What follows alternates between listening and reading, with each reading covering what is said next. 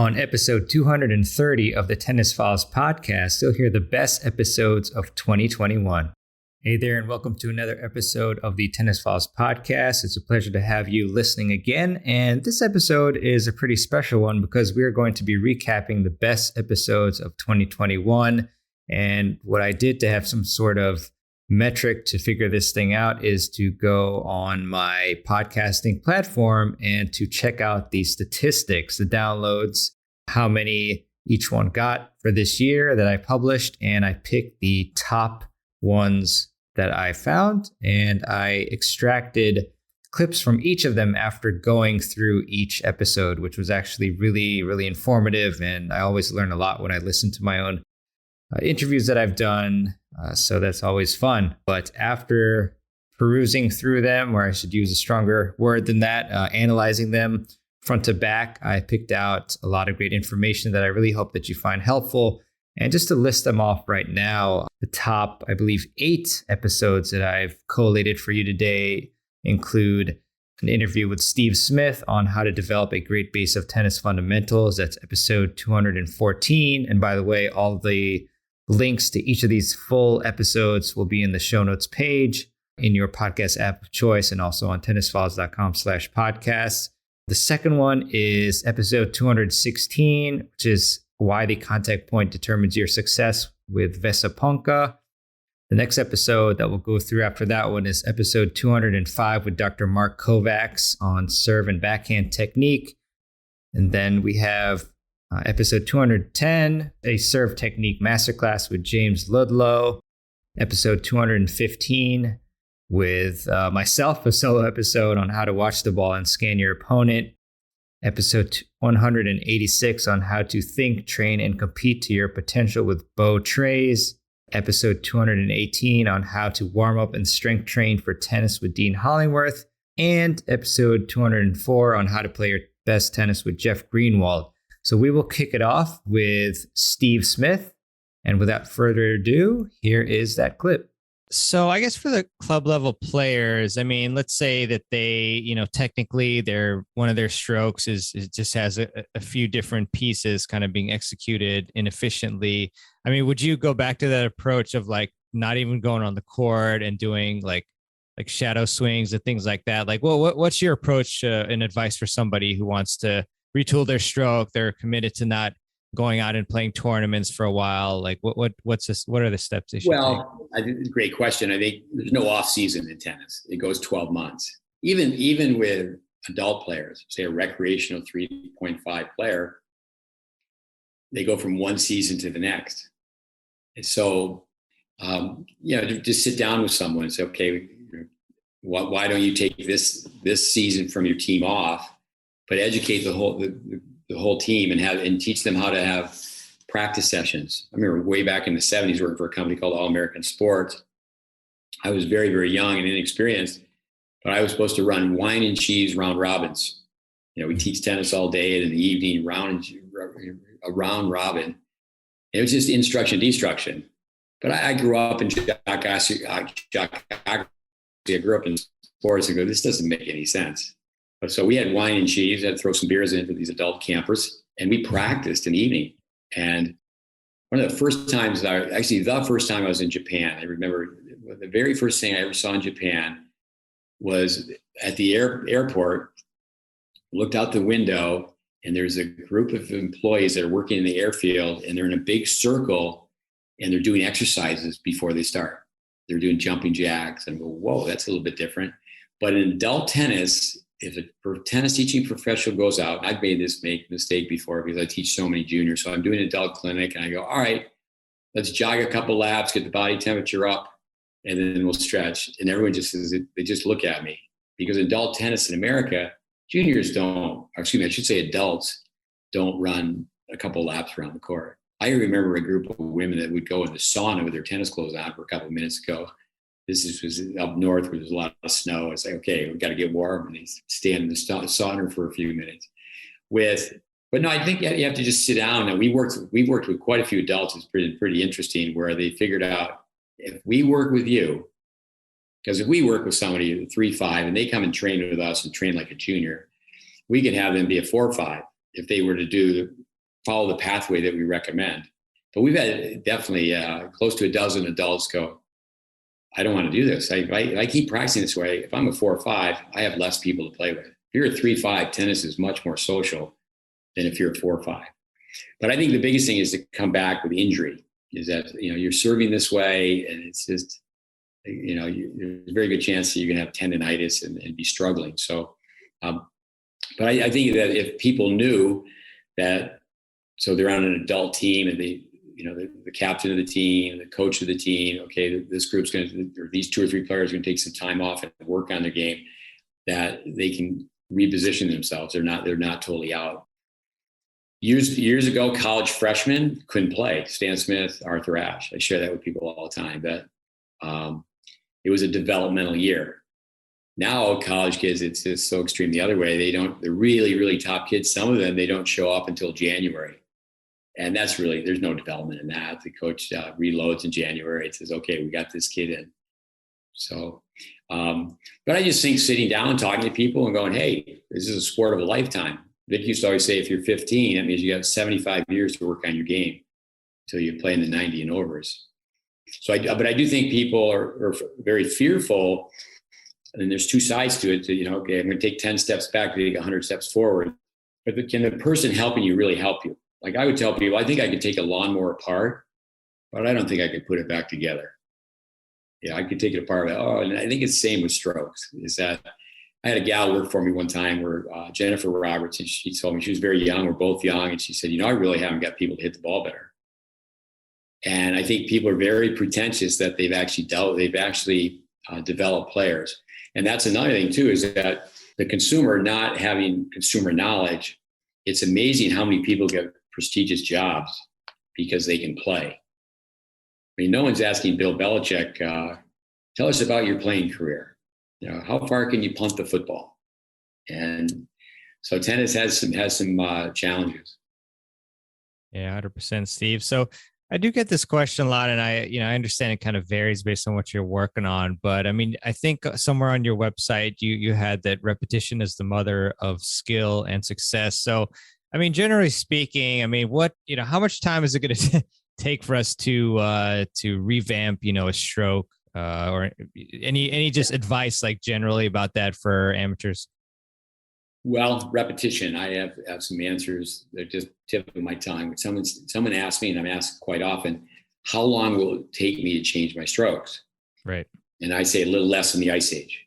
Because if you're asking me how long it's going to take to change your strokes, you're not thinking about changing your strokes. You're thinking about how long it will take. And, pandemic has changed some things, but in the course of a year, we have people come from here, there, and everywhere to work with us. And it's a pretty captive audience. They fly, they get off an airplane, and we actually film the players playing. We film all their essential strokes from different angles. We put them through skills tests, but someone is, for the most part, sent them to work with us. So that's a little bit different.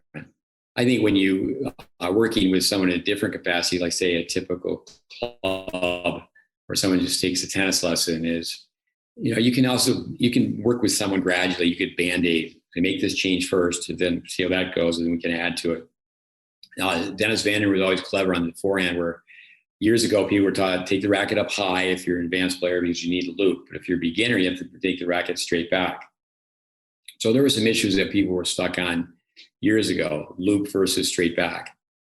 And the beginners were told, you go straight back. But then we know now that the brain doesn't work that way. No such thing for little strokes. No such thing as little strokes for little folks. But Dennis would just say, well, let's add to your game. If you keep the racket head up high, you'll be able to hit a drop shot. You'll be able to have disguise. Plus, you'll have racket hit speed. So when we tell people you got to buy a cone, you got to buy a foam ball, you have to hit it off a cone, they start to look at you cross-eyed.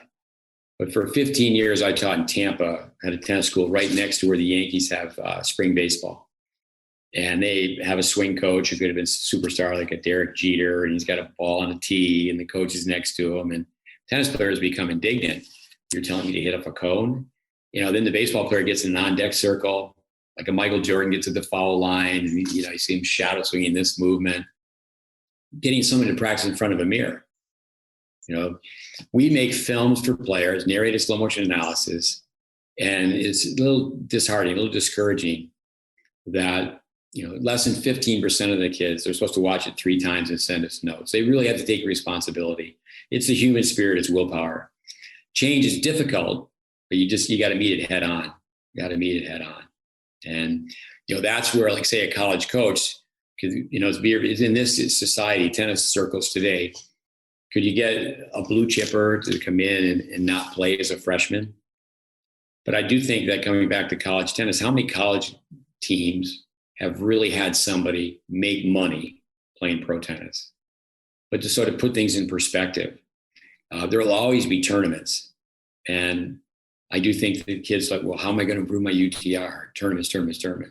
I get pros mad at me because I think a lot of pros are telling kids, go play tournaments, because many teaching pros, and I know so many work so hard, but there's a lot of teaching pros that, they have a pretty light on the weekend, but they work their juniors Monday through Friday, and they're having fun doing all these game-based drills Monday through Friday. And then you say, ready, play, and they go to the tournament, not so good. You really want to have your kids unhappy Monday through Friday, and they go to the tournament and they're very happy. You get kids to work on technique, they're going to complain to mom and dad. And if the kid's complaining to mom and dad, generally that means it's a really good practice. If they love practice, it just means it's probably pretty much a bad practice. You go to club after club and they're doing the same drill, where I know you as a player did this and it was fun. 2 players on one side, maybe even 6 to 8 players on the other side. Feed in an approach shot, played out. If you win that, you tag up to the baseline, feed in a volley, win that, tag up, feed a lob, win that, then you run over to the other side. I share that all the time. College tennis coaches do that, some as a warm-up. Now, if people have been taught to hit the ball really well, it's a great drill. But if not, it's just happy, busy, good. People think happy, busy, good, but it's just organized chaos. Yeah, no, it's funny you mentioned that, because there's a, what do you call it? Like a social event every Friday that's hosted around here. And that's the hands down the favorite thing to do out of all the different things, is like those like Russian crush and drills like that. Yeah. But I think the crowd there is more in it just to have fun on Fridays more than develop their game, I think. But from where you're from, that area, I spent some time with Junior Ore.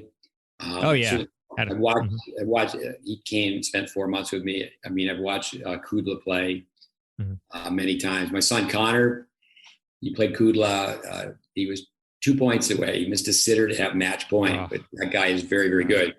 Top 50, 60 in the world. There was one other. If Tiafoe's younger, help me out. He's from that same group. Franklin. Mitchell Frank.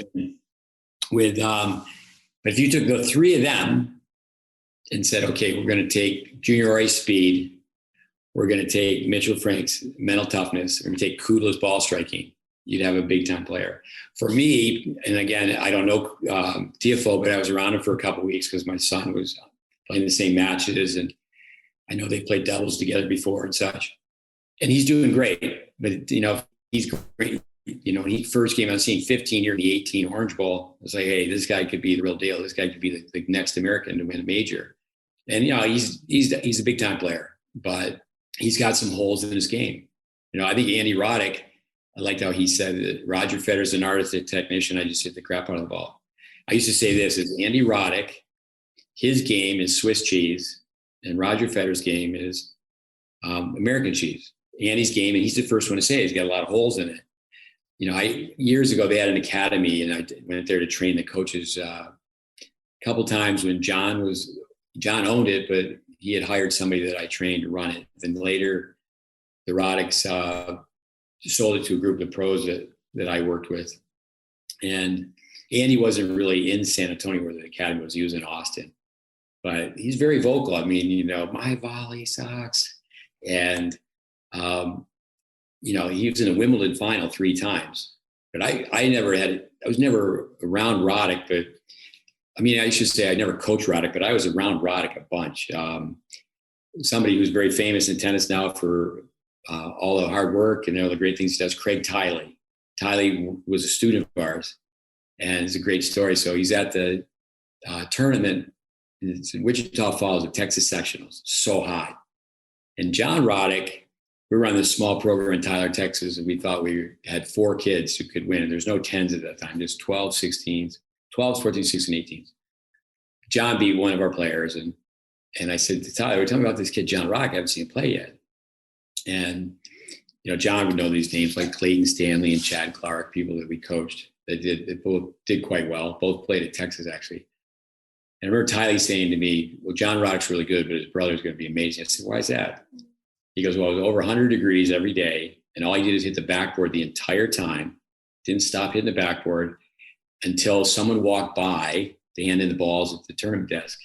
And he was kind of in their face, all juiced up, like, who won? What was the score? And the person would tell him who won, what the score was, and he'd go back to hitting the backboard. So those are the things. I like the story behind the story.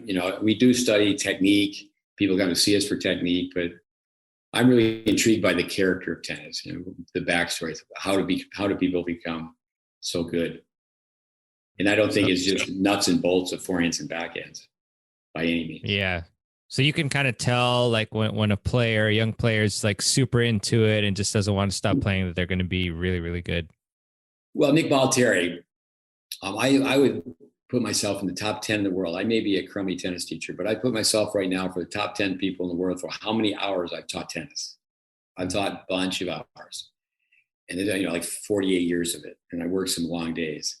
I don't think anyone has seen more tennis families that have the desire to have their child or their children become great players. No, so you can tell when you meet the family, hungry dog hunts best. I mean, do they really understand what it's going to take? And that's why there's so many immigrants that are great players. Their parents were learning a new language, a new way in a new country. And yeah, so I think, Nick, deservingly so, he's in the Hall of Fame based on the environment he put together. Like a Braden and a Vandermeer, they got in the Hall of Fame based on not environment created, but education. How does somebody who hasn't been through, like, let's say, hardships of, an immigrant, let's say, how do they kind of recreate almost, the type of hunger and desire that's really needed to push themselves towards, the pinnacle of what they can achieve? Well, common sense. I mean, common sense is dying. The first time I ever heard this, I'm sure my oldest brother heard it from someone else, but it's very difficult to have rich parents and poor kids. John McEnroe stole this from someone, affluenza. I mean, do kids really need to have an upgrade on their cell phone? When I go into a place like Panera, in fact, I was with Andy Fitzell at Panera today, and when it's a nice coffee shop, and you go in with your group of tennis players, and there's teenagers on the other side of the counter. I think you have to stop and say, like Billie Jean King, tennis is a privilege. And, you have to teach the life lessons. For someone in the States, here in Florida, especially in this Boca Raton area, there's so many clay courts. Juniors don't sweep clay courts. Juniors go to a tournament and don't roll dry.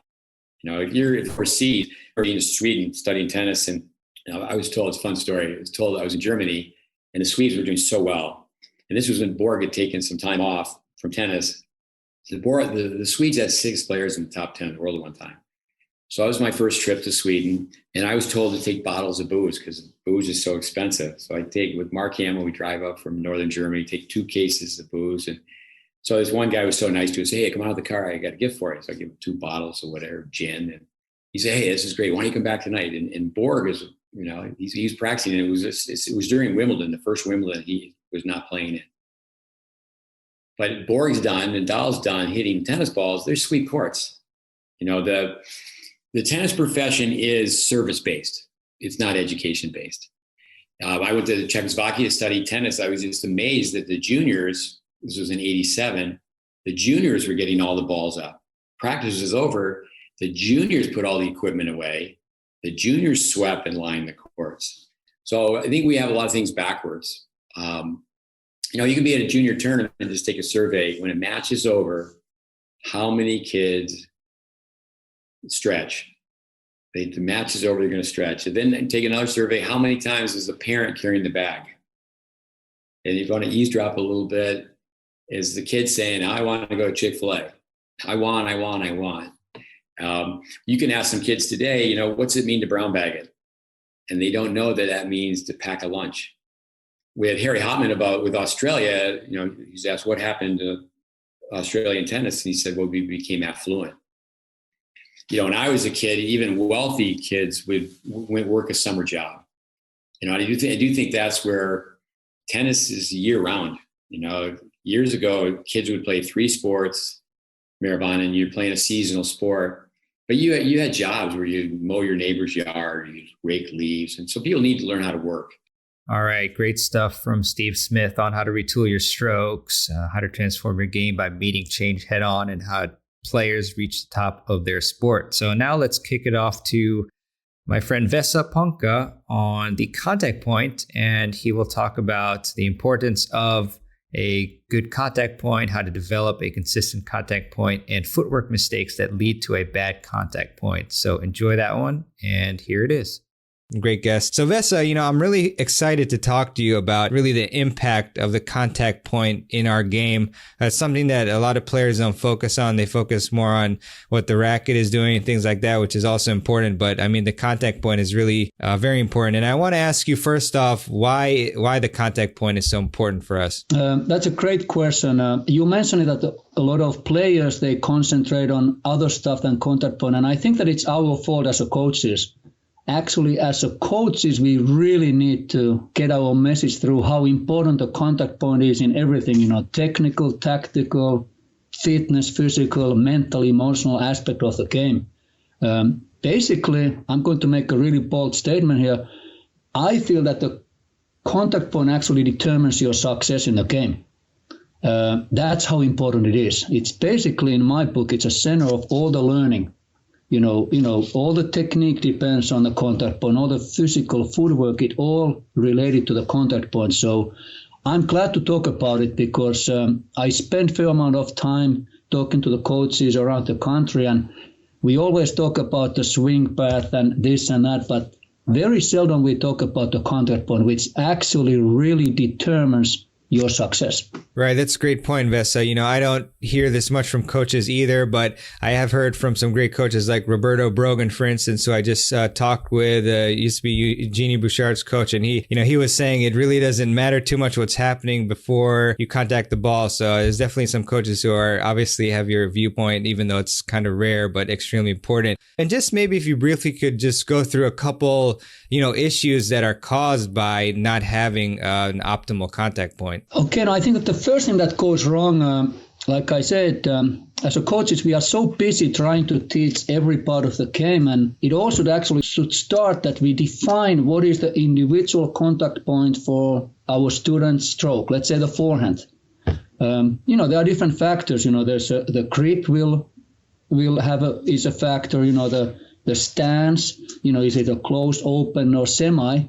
But we actually have to, what I do a lot, and sometimes it works well, is I actually ask the student, tell me, where do you think that you hit your very best ball? And I'm always surprised how they are showing 10 different spots, 10 different spots. And almost have to really show them that, hey, how about if you try this spot and let's see if, your weight is moving through when the ball is in a certain spot. And it's almost like physically and visually, we have to show the young players, this might be your sweet spot, this might be your contact point. And then everything starts from there. When we start to add the swing and the footwork and all that stuff. But the young player really have to be aware where the ideal contact point is. Can you give us a couple, insights into the process that you and your coaches go through to actually try to find the ideal contact point for the player? Yeah, like I said, first, we have to check out the grip of the player. I give you an example of, let's say, you have a continental grip for the forehand. That doesn't happen a lot anymore. But, if you have a continental, eastern, semi, and western, so basically, continental contact point is much lower than the western. And so it goes continental, eastern, semi, and western. And, the contact point just gets higher. Then you have to factor in what is their stance. Let's say in a forehand, are they hitting with the open stand, mostly closed or semi? So now, you have to, take that one into account.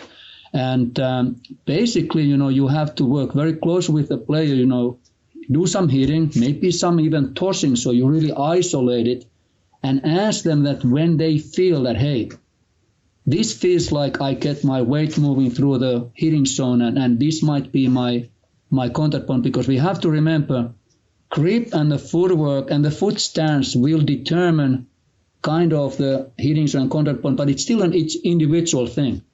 And we have to take that one into account. But first, have to check out the grip, then about the stance, and then that kind of determines, where that contact point is to that individual player.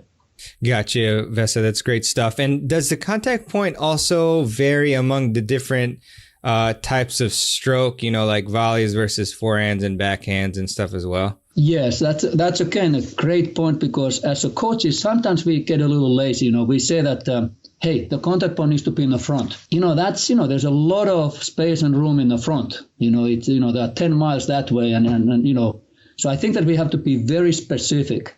And basically the good contact point in every stroke is slightly in the front, and the whole body is supporting that point.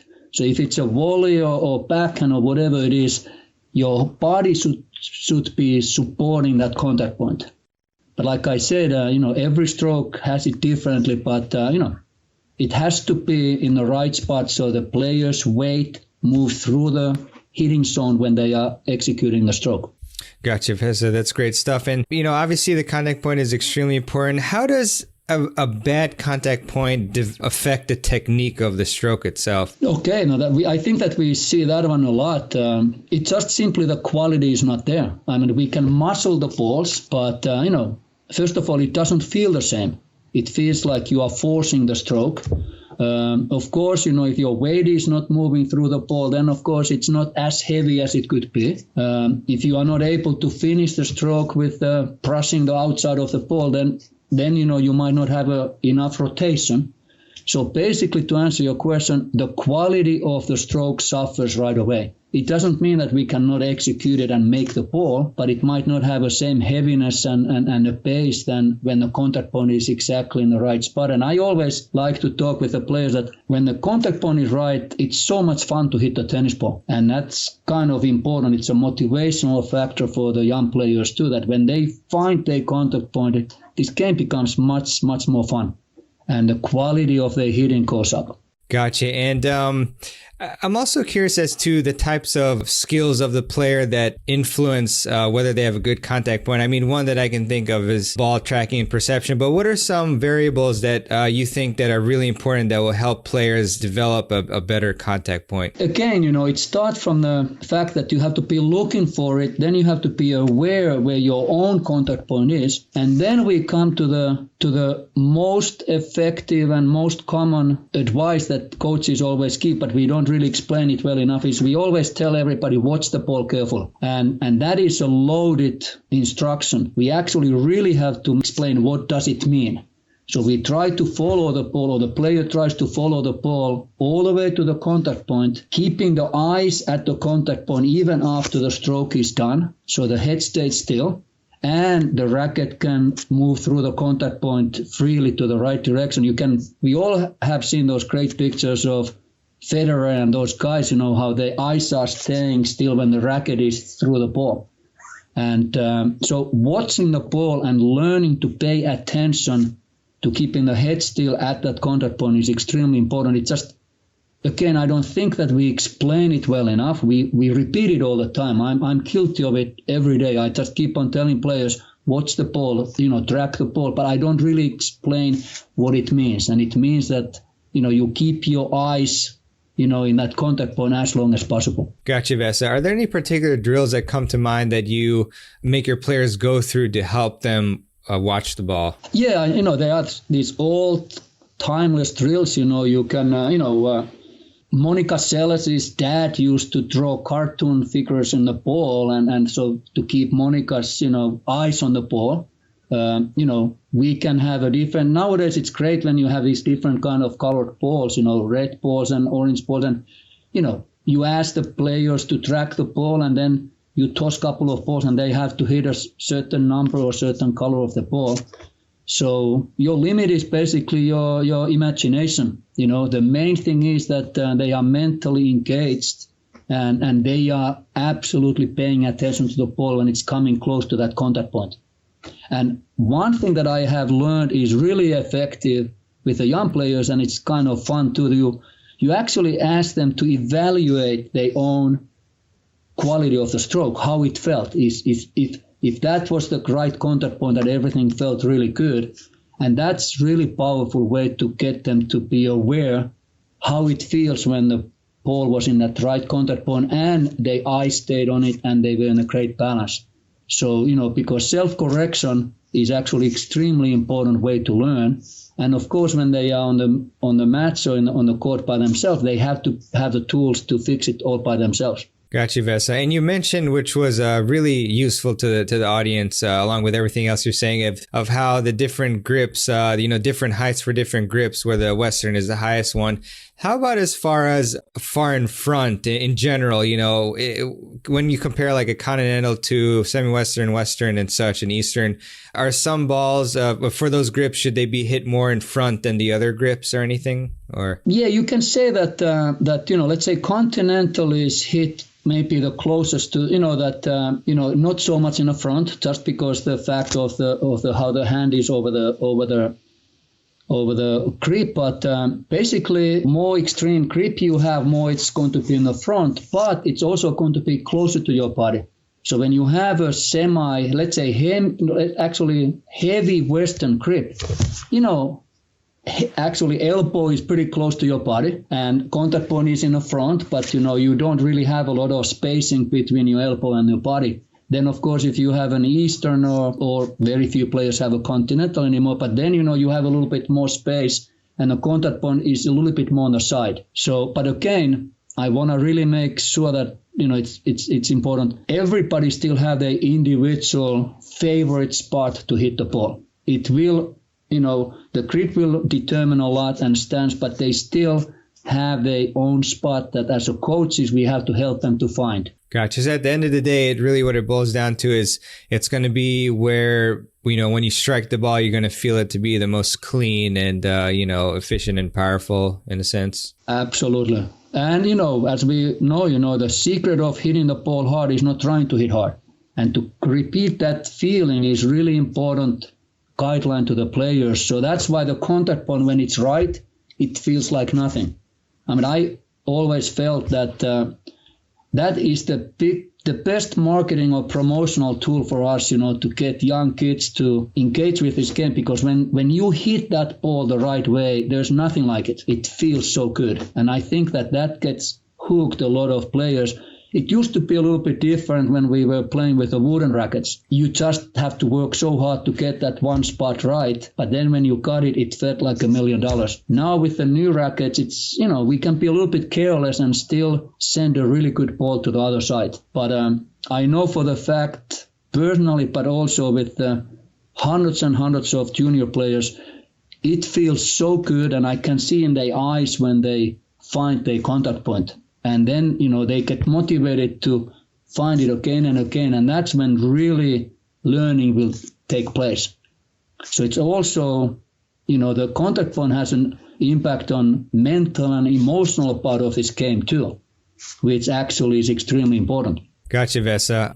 And another part of this is really the implication of, how footwork affects the contact point. So I want to jump there for now and just ask you, basically the same thing. How does footwork affect how good of a contact point the player has? Okay. That is such an important question. And as a coach, the whole purpose of moving well is to find your contact point. When you are moving, your first part is to get close to the ball. Get to the ball. The second part is to be behind the ball. So the purpose of moving on the tennis court is to find your contact point and be behind it, so you can actually load your legs behind that contact point and then unload and go through the ball. And that's why, your footwork actually has to be defined by finding your spot, finding your contact point. And it again can be fun for the players when they really understand it, that it's not only to get to the ball, but to get right behind the contact point and hit a great ball. So I feel like, again, get some players to move even better and be more precise with their footwork is when they understand where their individual contact point is, and they make it almost like a challenge or competition. How many times I can get my legs behind that ball in the right way.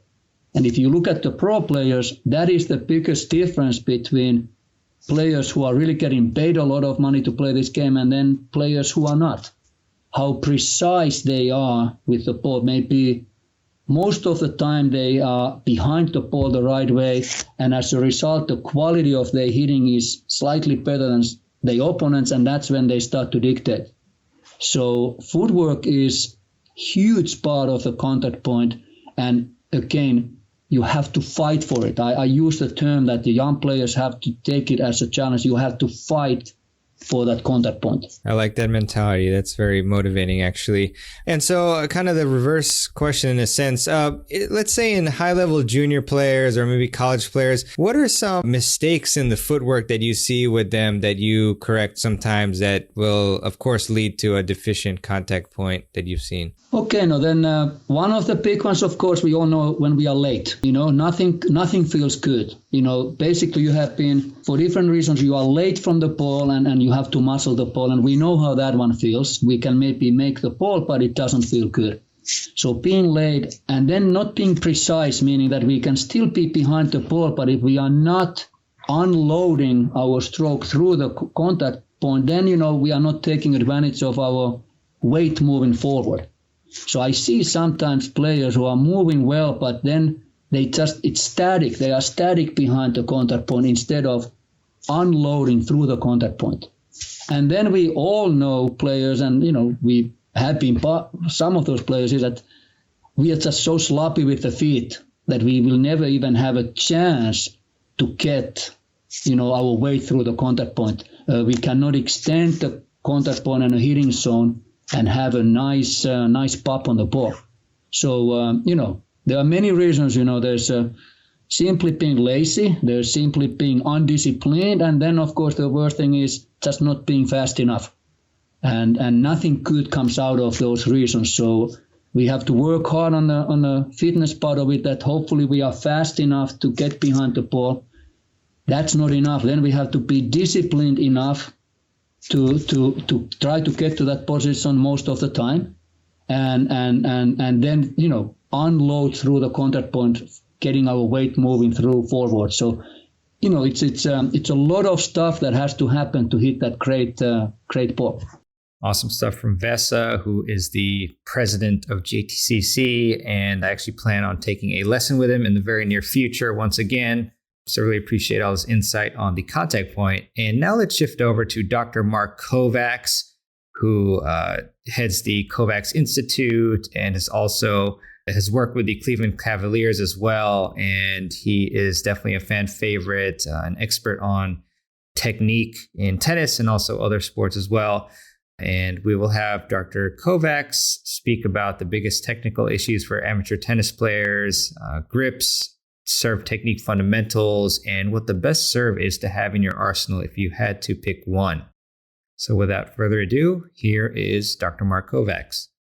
What is the biggest, technical issue that you find on players, just generally speaking in terms of their technique and issues related to that?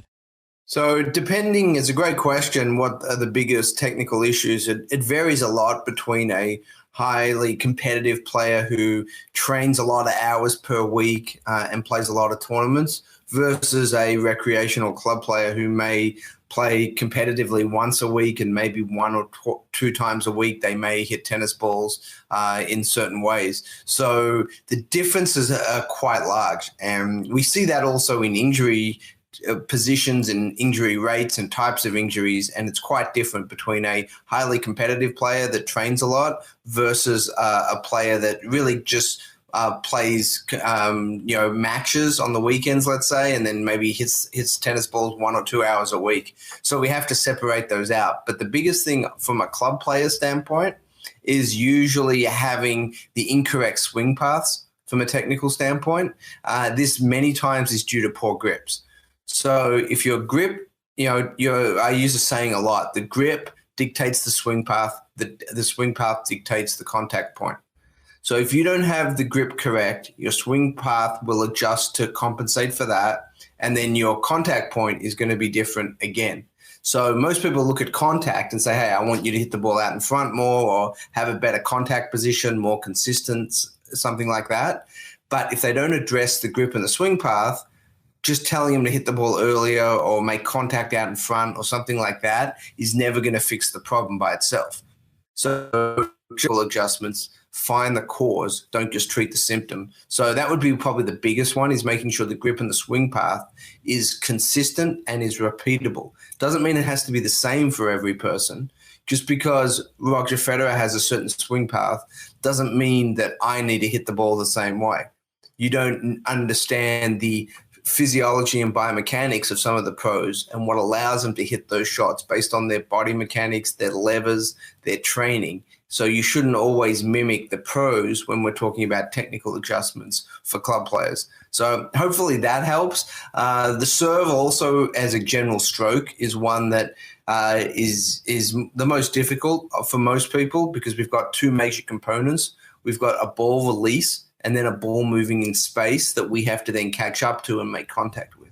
And from a perspective of technical adjustments, too many people focus on the wrong areas, especially on the serve. But just like the ground strokes and the volleys, you can't fix the serve at contact. You have to fix it earlier in the motion. Yeah, thanks for that, Mark. Appreciate it. So we've got a question from Jamie. Hello to you. I'm a 2.5 female player who has worked hard to learn all the correct grips, but I'm generally appalled at at all the women around my club with incorrect grips. So I guess this is more of a comment, but any general thoughts around just grips? Yeah, for sure. No, we have this discussion a lot, and there's two ways to approach tennis development. One is, how good do you want to be, and how much work do you want to put into it?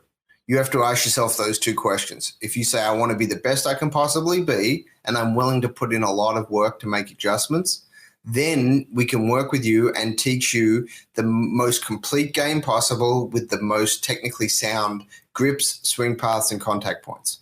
But if you haven't learned the right way and you've played the wrong way for so long and you want to make those adjustments, it is going to take a little bit of extra time and learning. Then there are the majority of people that may not, one, know that they've got the wrong grips, may not realize they're doing it wrong. They've never been told there's a better way, or they have been told and they don't have the time, interest, or desire to make those adjustments. So we always talk about, we can either, create ideal technique for you, but it's going to take some work both on a technical stroke development side, but also potentially on a physical side, because there may be reasons why you have certain grips and swing paths because of physical limitations. So we always want to make sure we understand that. And then the second piece is, are you willing to put in the work? If you're not, we can then do what we call workarounds, where we say we're going to have the wrong grip. That means that we're only going to hit certain types of shots, because you can't hit every shot if you've got the wrong grips. We're going to hit certain spins with that grip that if you had another grip, you could potentially hit more spins in certain ways. And your margin of error has to be broader, because you don't have as much control because you have the wrong grips. And those are the ways we work around poor grips. So it's not necessarily wrong that someone isn't willing to make those adjustments. It just limits their upside. And that's why when you look at most club players, vast majority of them never really change their level. They play at a certain level, and 5 years later, they're still playing at the same level. That's because they're not willing to make those adjustments. Then you have that 10 to 20% group that is willing to make the adjustments. They're getting good coaching. They're searching out quality information, and they're putting the time in to train those things the right way. Those are the ones that make really big gains. As a 2-5 player, as you mentioned, you've got great opportunity to move up to 3-0, 3-5, just with the right type of training, especially if you've got the right grips now, because that's the hardest part sometimes. Once you get the right grips, then it's just work on the swing paths, work on your contact points, and then it's about strategy and are you playing the right way? Beautiful. Appreciate that, Mark. That's a lot of great stuff there. So we got a question from Tom, very classic one. What is the optimal technique, Mark, for a two-handed backhand biomechanically? Okay, so the optimal technique for a two-handed backhand varies depending on the grip. And two-handed backhands, you have two grips per grip. You have the left hand and the right hand, depending if you're left or right-handed. So there's multiple ways. There's strong hand, top hand, weak on the bottom, or vice versa, or neutral on both. And again, we don't really have time to get into all the details about the grip varieties, but there's easily 6 different grips that you can hit with a two-handed backhand, sometimes more than 6. But in general, there are 6 broad grips that you can use on a two-handed backhand. So you have to understand that if you get that many grip options, you can't use the same technique for all two-handed backhands. That's why we see straight arm backhands. So when I say straight arm, if you're a right-hander, that would be the right hand would be straight when you take it back. So you don't have any bend in your elbow. And then you have a lot of players that take it back with a slight bend in the right hand. That's all grip dependent. Certain grips require you to have more of a bent elbow. In general, if I was going to simplify it for most club players and people that may not be, training 20 hours a week, I would say the straighter you can have your arms, the easier it is for most people to get consistent contact points. The reason being is you can turn your hips and your shoulders will turn with your hips. If your arms are straight, everything turns as a unit. So your upper body and your hips all turn together. And then when you accelerate the racket through contact and you try to straighten out your follow through as long as you can. Those are the easiest, simplest ways to hit the tennis ball on a consistent basis. Once you can do that, then you have the option to add more spin. You have the option to hit, with a different type of ball flight. But again, there isn't one optimum way to hit a two-handed backhand. It's actually more complicated than the forehand because of the multiple grips. And you've got two hands one can be bent, one can be straight. Your left hand can be bent, your right can be straight, vice versa. So it's actually, there's more complexity to the two-hander than the one if you go into the details. And we spend a lot of time with players trying to determine it because it also has a lot to do with eye dominance as well, based on if they're left eye or right eye dominant. Because if you're right eye dominant, you aren't going to turn and rotate as much because you want to keep your right eye where the ball's coming. So you're going to not turn as much, and your contact point's going to be more out in front typically. If you're left eye dominant, you turn more normally, and your contact point's a little bit further back, closer to your hip, because that's where your comfort zone is more. So again, we went into some detail there. I don't think most people need to go into that much detail, but it's important to recognize that to simplify life for most people, let your hips dictate the stroke, keep your arms nice and straight but relaxed, meaning don't be super stiff with it, but keep your arms straight. Hit through the ball and past the ball. Too many people break off their backhand too early before they fully extend and get full extension. And that's really the easiest way for most people to think about it. I know I talked in a lot of different details there, but the goal is when you're actually playing to simplify as much as you can. Fascinating. I'm going to have to rewind and, think about that more myself. And I do need to do that eye dominance test to get some more insight. That's really cool. We have a lot of questions, Mark. This is great to see. This is a very interesting, very technical one, it sounds like. From Thomas, I would like to know a technical point about the serve. What is the best front foot angle to have from 0 parallel to the sideline to 90 degrees parallel to the serve line?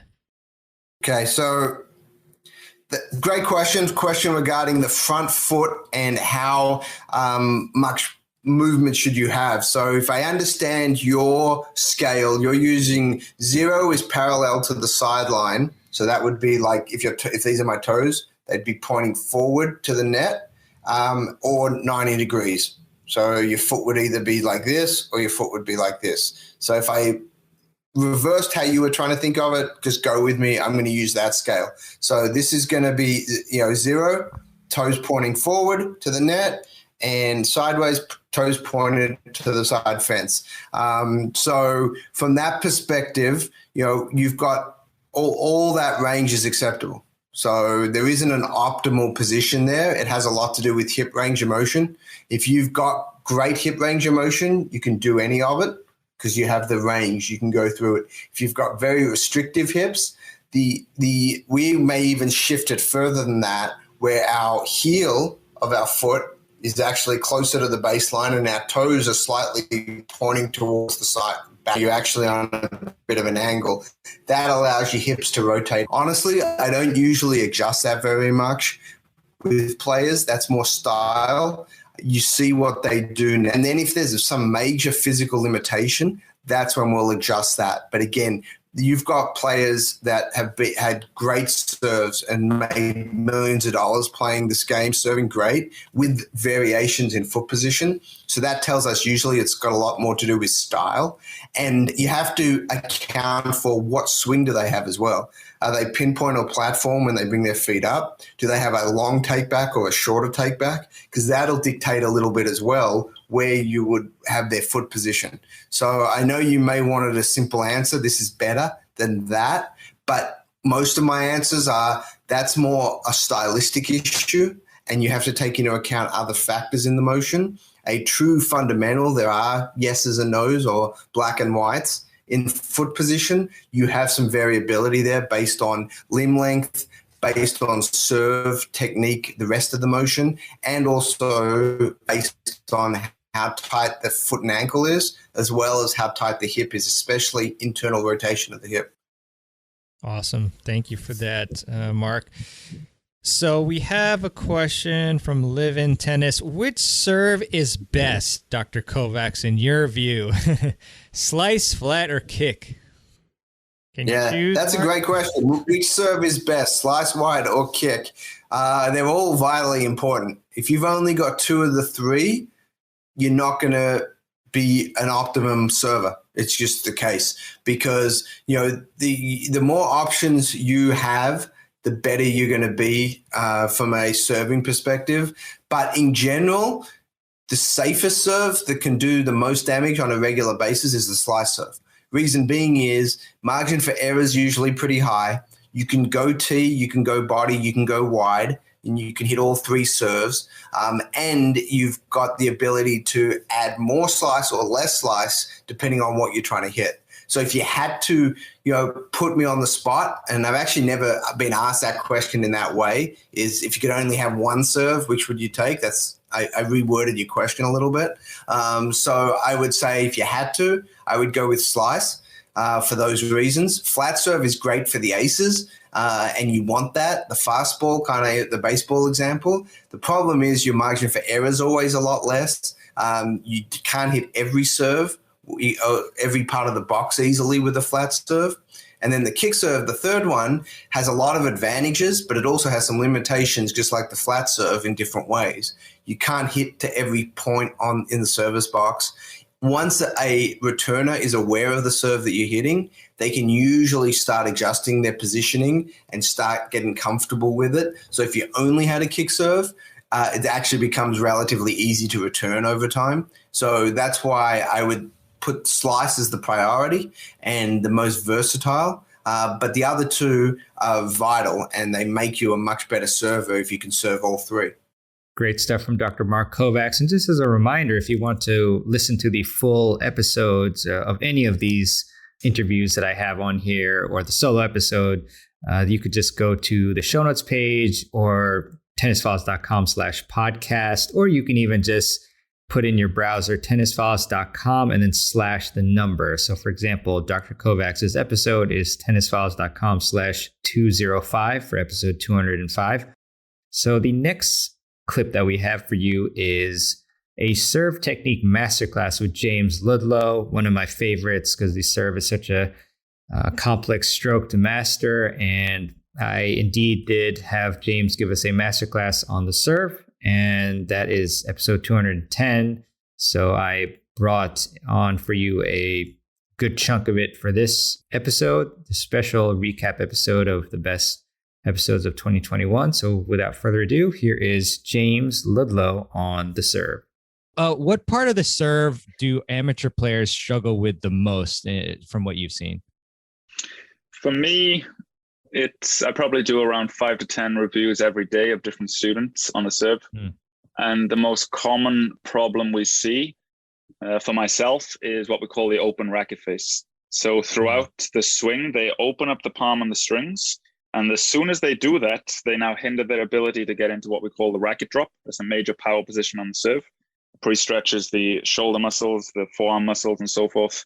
But as soon as we open up the racket face, it not only hinders your ability for the racket drop, but it does put unnecessary strain on the shoulder joint.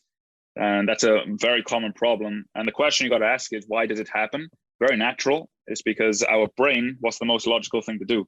We want to point the strings to the ball because we want to make contact with the ball. But if you actually look at the best players in the world in slow motion, the strings are not pointing to the ball until the very last second, until they make contact. And that's why I do believe that the serve is probably the most difficult shot to master in all sports. Very dysfunctional for the brain. It doesn't make sense to the brain.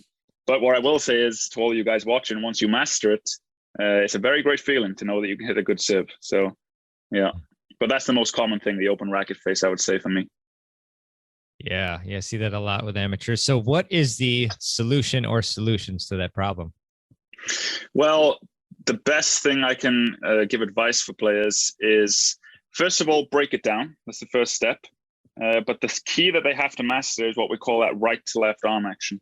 If they can get into what we call a half serve position, the half serve position is basically where the elbow is just below shoulder level, tip of the racket points to what would be the right side fence if you're a right-handed player. And when you're in that position, you just want to make sure that the palm and the strings are pointing relatively down towards the ground. That's the first key. And then if they can get the racket moving in a right to left manner by bending from the elbow, the best analogy I can give of it is just imagine you're saluting like the soldiers do in the army. If you can get that going where the knuckles remain pointed to the sky, the palm pointing down, if they get that going, everything else will start to fall into place. But that's the main key for fixing it. And then if you want to go creative, then you can use like the bottle drill, for example. So you get the bottle of water, you fill the water bottle up. I've got a big bottle here, it's not going to work with this. But the idea is you fill it up so you have just a quarter of water in the bottle. And then you bend from the elbow, move it right to left over the head. And the key for you is to keep the water in the bottom of the bottle. If you open up the palm, the water will go to the top of the bottle. And that's when you know that you've done it incorrectly. But the best way to just focus on it, just imagine that you're saluting, like the soldiers do in the army. It's that same action, just like so. And then you just add the racket, same thing. Very nice, James. I think since we're recording this on Saturday night, I might try that with 1/4 of gin in the bottle, and then just enjoy it. But yeah, that's a great one. Really appreciate that. So, that's once we do that too, I still do see players, even though they have a pretty decent right to left, I guess the racket drop still, they have issues with that, getting the depth there. And so, I imagine, some of that's due to tightness as well, but like, how can we achieve a better racket drop, whether that's technical or even, mobility exercise, like anything? Like what have you seen helps with that? Yeah, there's a great point you said about mobility. That's the first thing that you have to be aware of. You don't want to force the racket drop since I'm not aware of your shoulder health and condition. So just be aware of that. But one thing I do always say to players is we show them the optimal racket drop, which would be along the right side of the body, the tip of the racket around hip level, depending on the shoulder flexibility. That's the optimal racket drop. But what I always say to players is you don't need to achieve that racket drop. You don't need to have it picture perfect. All you got to do is work within your own limitations. So even if you can get it just 3 or 4% better than what it already is, you're going to see an improvement in the effortless power on the serve. But how do you do that? How do you get into a better racket drop? Well, there's several drills you can do. One brilliant one is we call it the elbow the ball drill. So you would toss the ball up and you would try and have the ball fall onto your elbow. Now, naturally, that puts you into that racket drop position. And then you may be asking, okay, but how do I progress that with a ball? How do I start hitting the ball? Well, what you do is you basically trick the brain. So you do 2 where you elbow the ball. On the third one, you would toss the ball up and you just make a conscious effort on elbowing the ball, but the last second you swing up to contact. Now it's going to feel very weird, very strange in the beginning. You'll most likely miss hit the ball, but that's completely normal. That's fine. But that will really start to get the racket falling down and away from the body into that racket drop as soon as you get that feeling. And what I think the elbow the ball drill is so excellent because you can have players stop in that position And now they get a visual idea of what that racket drop should actually look like also. And having that visual picture in your mind for what it should look like is also very, very beneficial for players. Yeah, I can definitely vouch for that drill because I watched one of your videos with that drill and I did it, and it definitely helped my my power on the serve. So that glad you brought that one up. Some more questions on the serve. So I know obviously, you know, there's great servers who execute the platform stance, you know, both feet apart and they don't move forward, or the back one doesn't move forward. And then, you know, you've got the pinpoint where the back foot moves forward and other mishmashes of that. So how do you go about recommending one versus the other to players? Is there any like bodily characteristics of people where you say, oh, you know, maybe the pinpoint is better for you or vice versa? Well, the main thing that comes down to the discussion about stances for us when we're talking about technique is, let's say there's a player who's maybe you want to work on your arm mechanics. Then we refer to the platform stance because that's the easiest stance to use when you're learning other techniques. Trying to coordinate the pinpoint along with other mechanics can be difficult. But with that be in mind, if the pinpoint stance works for you, then by all means don't change it. As the saying goes, if it ain't broke, don't try to fix it. That's the saying. But of course, there are benefits to both stances. Which one is better? Me personally, I use the platform stance. Just a personal preference. But with players, if I find the player is having a very hard time coordinating the ball toss, the mechanics, all this kind of stuff, then I'd recommend, okay, let's just break it down. Just work from a platform stance. But as you advance, if you want to move to a pinpoint, then for sure, that's definitely a possibility. But Federer, one of the greatest servers of all time, uses that platform. So, yeah, that is true. Is it true that pinpoint stance players can get higher up or anything? Like, is there any validity to that or not? Does it matter? Well, the idea, it doesn't really matter, but the idea is, I remember studying this. Basically, the pinpoint, I'm trying to think where it gives you. The platform, there's like a way, I'm trying to jog my memory now. There's so many stuff I've learned over the years, but there was a benefit to both stances. But I believe the pinpoint stance either allows you to go more into the court, the platform stance drives you more up. But yeah, to be honest with you on that question, on the pinpoint, I would have to do more studying again on that before I give a valid answer, since I don't want to give any misinformation to viewers. Right. That's very important to me. So yeah, I'd have to study more on that particular thing. Sure. Yeah, that makes sense, James. So with the toss, I mean, and I was also watching a video on that too. I mean, that's so important. And I was playing at a tennis social the other day, and some questions on that from the players. So, how do you recommend that we improve our toss consistency? What can we do with it for that? Okay, yeah, that's a great question. If you don't have a good ball toss, everything else is out the window. Right. But yeah. I think the main key you've got to understand on a ball toss is we want to try and simplify the process. What you see amongst many players, they have a lot of factors of which things can break down. What I mean by that is, let's say, for example, a player has a bend in the toss and arm. When they have that bend, as you can see there, now it's much easier for them to activate the other movement joint, which would be the elbow and the wrist. So now some players, for example, straighten the arm at the release. Other players activate the wrist in the swing. So to eliminate that, what I'd recommend is, first of all, having a straight toss arm. So you have a straight arm. And by doing that, then you've simplified the process, since all you have to do is lift that arm as a unit from the shoulder in a smooth manner. So now it becomes much more easy for players to try and to coordinate. That's the first step. Now, the second step is a lot of players have basically the idea in mind that they want to throw the ball up there, throw it up. But I try and have I have the idea of placing the ball up there. So it's a very smooth and relaxed manner. And that come down to the straight out tossing arm then. What I'd recommend players do is, even if they're watching this right now, stand up, start with the arm straight, touching near your hip, in a low position, and just lift the arm as a unit from the shoulder in a smooth manner. And you can do it with a ball. Just lift the arm up to a point where the shoulder is touching the chin. Just lift it up. And when you're in this position, check to see if you've maintained that straight tossing arm. And just do that over and over again and feel how it's a relaxed movement. There's no jerky, sudden movement in there. A lot of players have that since they start too high with the tossing arm. But that's the main thing. Number one, have that straight tossing arm. Number two, lift the arm in a smooth manner from the shoulder, maintaining that straight tossing arm. And that's really, really helped me when I was on the serve, working on the ball toss. Great stuff, James. And yeah, I guess on average, it seems like a lot of players are just tossing it too quickly. So would you maybe suggest that players kind of be as maybe slow as possible or something like that? Or yeah, that's a great question. A lot of players have a mistake with the service rhythm. So they start the motion too fast. When you start it too fast, the ball usually ends up going too high, much harder to control. So that's a great point. Yes, if you start the motion slower, it gives you a lot more control on the ball toss, and also it helps you with the other components of the swing if you start slower. Awesome. Thanks, James.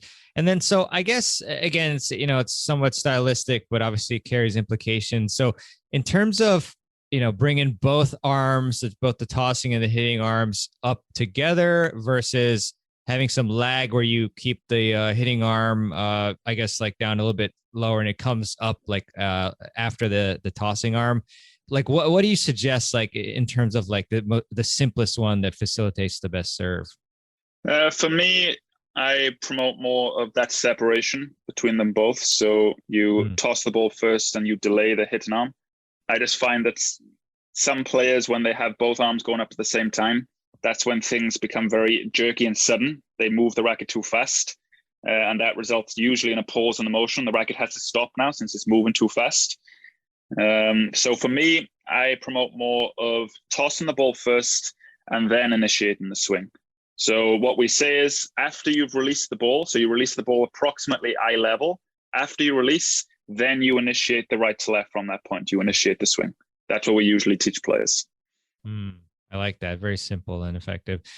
And then I guess talking more about the role of the lower body, obviously it can help a lot. And with the unit turn, it's important to utilize it as well. So I guess, can you kind of describe like the main roles of the lower body with the serve?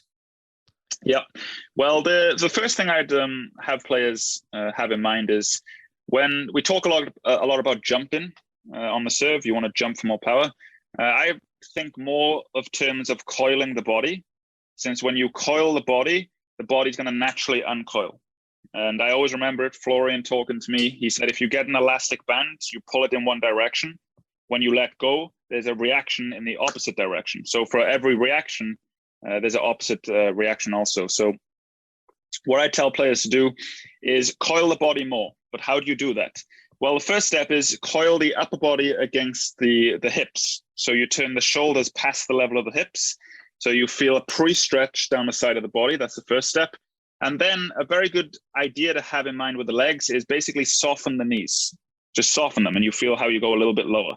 And then when you do that, you feel a fully coiled position with the body. So you've turned the shoulders past the level of the hips. You've coiled the lower body. You don't want to go too low, since now you have to recruit muscle in order to get back up. So you lose energy there. But then the idea is, when the racket begins to move over the head, you're now in this fully coiled position. And then as the racket moves down and away, that's when you initiate from the ground up. So you fire from the right hip if you're a right-handed player, and that initiates the whole kinetic chain. But it starts from that position. So you're fully coiled here, the racket's moving over the head. When that happens, the body begins to uncoil. But for the legs and the lower body, the main thing that really helped me is focus more on coiling the body. Since if you do that, the body will naturally uncoil. Yeah, that's fantastic stuff. And to your point about the timing as well, one of the big points I got from Rick Macy was that a lot of players, they'll perform the racket drop way too early and then push up with the lower body. And so that's like out of sync, and that's no good in terms of power. So I'm sure you probably see that a lot. Oh yeah, it's a very big problem. Yeah, for sure. So in terms of the second serve, I think, obviously a ton of players could benefit from having a more consistent second serve, maybe even using it sometimes on the first serve, so we don't suffer so many double faults and all that. So what are some keys to developing an effective and consistent second serve? Well, one of the questions I ask myself, and you can ask yourself this also if you're a player, what's the whole goal of the second serve? What are we trying to do? Well, we're trying to, number one, increase the upward angle of the swing, since we're trying to impart more spin on the ball to give us more safety. So what's the best way to increase the upward angle of the swing? The best way, number one, is to remain more sideways. The differences in the motion itself between the first and the second serve are very, very slight. But what you'll see is the best players will stay more sideways, since now that allows them to increase the upward angle of the swing. If you open up more, the swing is going to go more in the direction of the court, more forward. So by staying sideways, now you really increase the upward angle. Now, how do you get a feel for that? Well, there's many drills you can do. One of my favorites is if you're on a tennis court and you have relatively high fences, go outside the court and serve over the fence. So now you really have to increase the upward angle around contact. Now, another way you can do that if you don't have a fence is simply do it on your knees.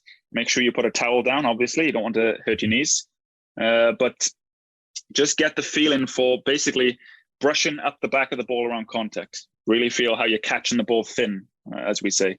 And increase the upward angle, stay sideways. And visualize also the ball flight of the ball. What are you trying to achieve? Visualize it. See it very clearly. Get a very clear picture in your mind what you're trying to do. And that also helped me a lot when I was doing it. But the main key is for me is stay sideways. The more you stay sideways, the more you increase the upward angle of the swing. Thanks to James for that great insight on episode 210. And now we have someone you may be familiar with. That's me. That's right, mehrban. So I'm going to talk about how to watch the ball and scan your opponent, including how to track the ball when it's coming towards you, how to hit a cleaner ground stroke using the 4 Ps, and training drills to make better contact with the ball. So I really hope you enjoy this one. And here it is. When the ball is coming to us, that is tracking. That's the tracking phase when the ball is coming to us. So as soon as your opponent is hitting the ball, you start tracking the ball. And the tracking phase is from when the opponent hits the ball until the ball bounces on your side of the court. So as I alluded to earlier, a mistake that players make is that they watch the opponent when the ball is coming to them. Or maybe you're looking at something else for whatever reason. Somebody is shaking their fist at you. I don't know. But mainly it's just that you're watching the opponent instead of the ball at this phase. And the slower that you start tracking the ball, that means that you're going to have less time to react, which, as we know, the ball can be coming at us very quickly a lot of times, most of the time. So we do want to start tracking as soon as possible. And so there are some really great and simple drills to help you track the ball. And one of them is the bounce hit drill. So with this one, pretty simple. You obviously want to be tracking the ball as soon as the opponent hits the ball. And then when the ball bounces on your side of the court, you say bounce. And then when you hit the ball, you say hit. And then the next drill is the 1, 2, 3 hit drill. So this has a few more elements. When the opponent hits the ball, you say 1. When the ball crosses the net and is coming toward you, you say 2. When the ball bounces on your side of the court, say 3. And then when when you strike the ball, then you say hit. And so obviously, I think you'd want to start with the bounce hit drill. That alone is going to help you start tracking the ball much better, and then move towards the 1, 2, 3 hit drill to practice that even more in depth. And, word on calling out things. I remember an example where calling out the obvious actually helps performance. So they did an experiment, or I actually don't remember whether it's still currently going on or if it was just something that they tried at the time, but Japanese conductors, and maybe somebody who lives in Japan can verify this, just email me, but they call stop when the light turns red, and they called go when the light is green, some similar terminology to that. And by doing that, the number of accidents went down dramatically.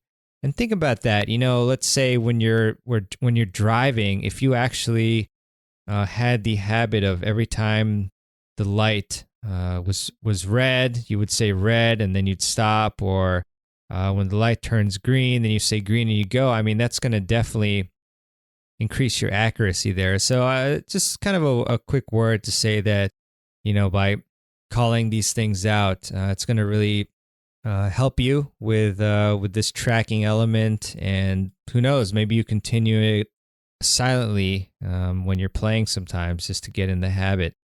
Okay, so that's tracking the ball. Once again, opponent hits the ball, you start tracking until it bounces, and then phase 2 here is zooming. So zooming is what we do once the ball bounces on our side until we hit it. And this is definitely probably my biggest problem area historically.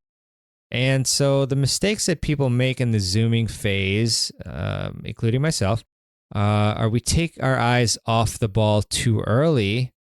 And this is the more common mistake. So this causes mishits. And then sometimes players will take their eyes off the ball too late, and then you're going to miss anticipative cues from the opponent, as we'll talk about a little bit later on. But usually it's that first one. And zooming is really important because we hit different shots differently. So what I mean by this is that, sometimes you're going to get a high ball and apply different technique. You're going to get a low ball and your technique is going to be a little bit different. So without zooming properly, we're not able to properly judge the ball and apply the right technique to the specific shot. So this will obviously cause mishits and errors. So let's say, for example, I practice my zooming properly once the ball bounces on my side of the court, and then I judge very quickly, obviously, through my big brain, big brain of mine. I have no ego, of course. And then I know from zooming that I'm going to hit a high ball. So then my take back and technique are going to be slightly different from if I was hitting a ball at waist height. I know that because, when I have high balls, I'm taking the racket back a little bit higher than normal.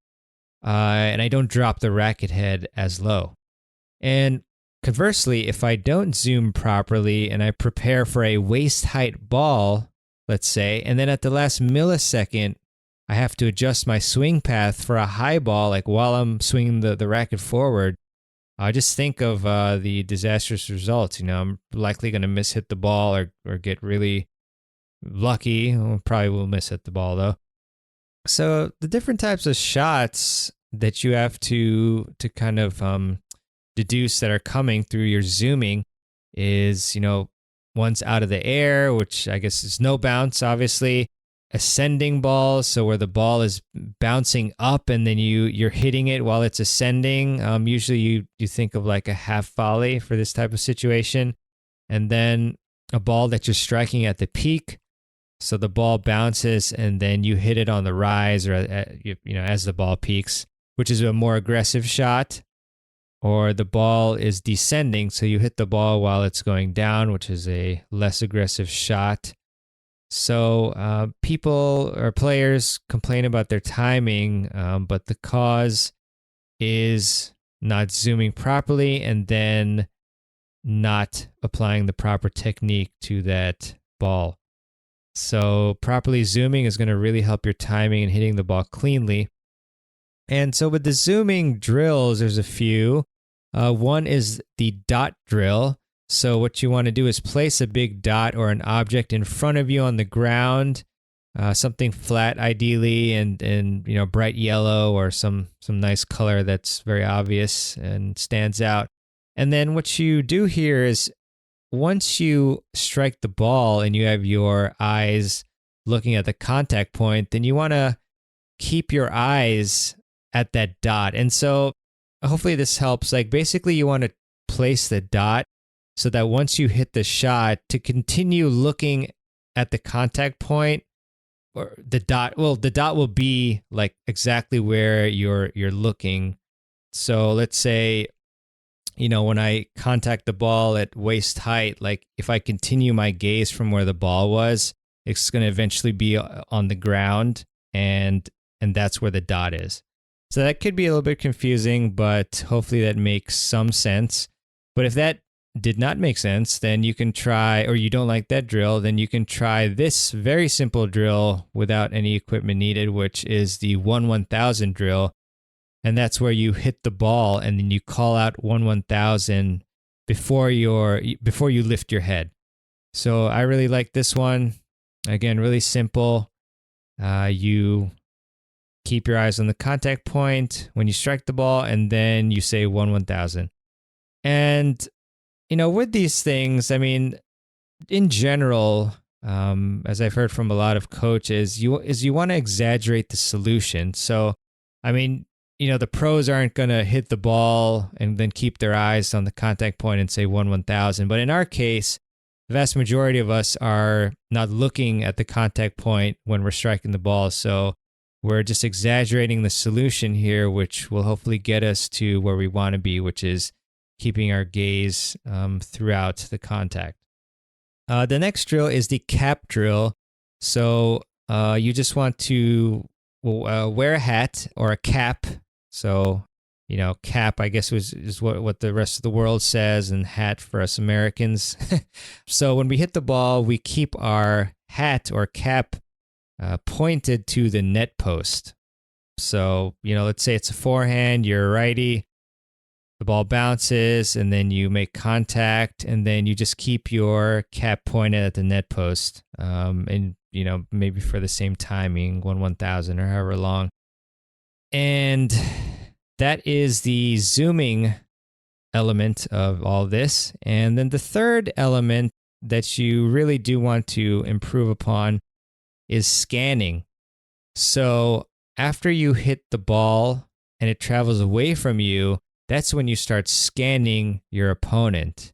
And I remember when I was talking to Faisal during this element, I mistakenly used the word, the word tracking. And I was asked the question about tracking your opponent. And he said, nope, scanning. So just use scanning to distinguish.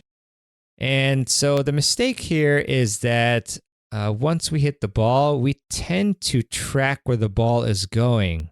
But you've got to remember to track when the ball hits the opponent to us. And after we hit the ball, we need to start scanning the opponent and not tracking the ball any longer. So we want to pay attention to how and where the opponent makes contact. And you want to remember the 4 Ps here, all right? So the 4 Ps are the postures, position, preparation, and patterns. So with respect to postures, you want to pay attention to your opponent's balance. So what is the body control of the player? And also the strike zone. So the height of the contact point. Is the ball in the opponent's strike zone? So contrast this with if the ball is very low relative to the opponent's strike zone or very high. If the ball is in the strike zone, then you're probably going to be in trouble and they're going to hit an offensive shot. If the ball is way below, then you know that it's time to look for an opportunity, potentially a short ball that you can attack. And I've done some strategy videos in the past. You can check out my YouTube channel at tennisfiles.com/YouTube. And with those, I remember one thing that I've analyzed and commented on several times was players who just, it's pretty obvious that a short ball is coming and, for whatever reason, they don't attack it. They're either just too slow to react or they have a propensity to stick at the baseline. But if you can recognize the strike zone element, that alone is going to be really valuable. So that's the postures element. The second one, position. So where's the opponent in the court? Are they inside the court? Are they behind the court? Or, behind the baseline? Are they in the alley? So that's obviously very important to see where they are so you can plan your next shot. And then we've got preparation. So how the opponent sets up to hit the shot. Pay attention to their footwork, their body work, their balance. Also, one thing to note too is how much do they rotate their body. So if they rotate their body more, then you're generally getting a much bigger shot. The position of the racket. Is it, very low? Is it very high? How's the setup?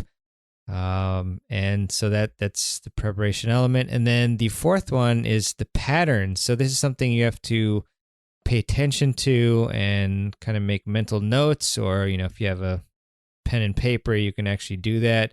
Just kind of a random story. I remember playing a nationals tournament in Texas. I think it was the 14s or it may have been 16s. And my opponent was writing notes. And at the time, I wasn't sure, like, whether that was even legal. But turns out this person was writing notes on me and keeping a log, and worked out for him, unfortunately for me.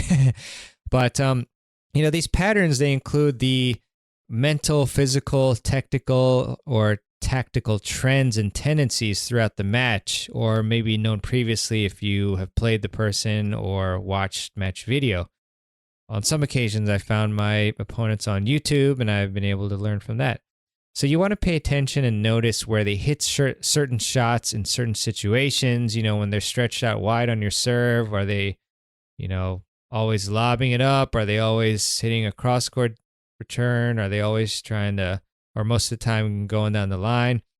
Or where do they keep hitting their forehand on the run? Where do they keep hitting their backhand return? All these different things are great things to pay attention to.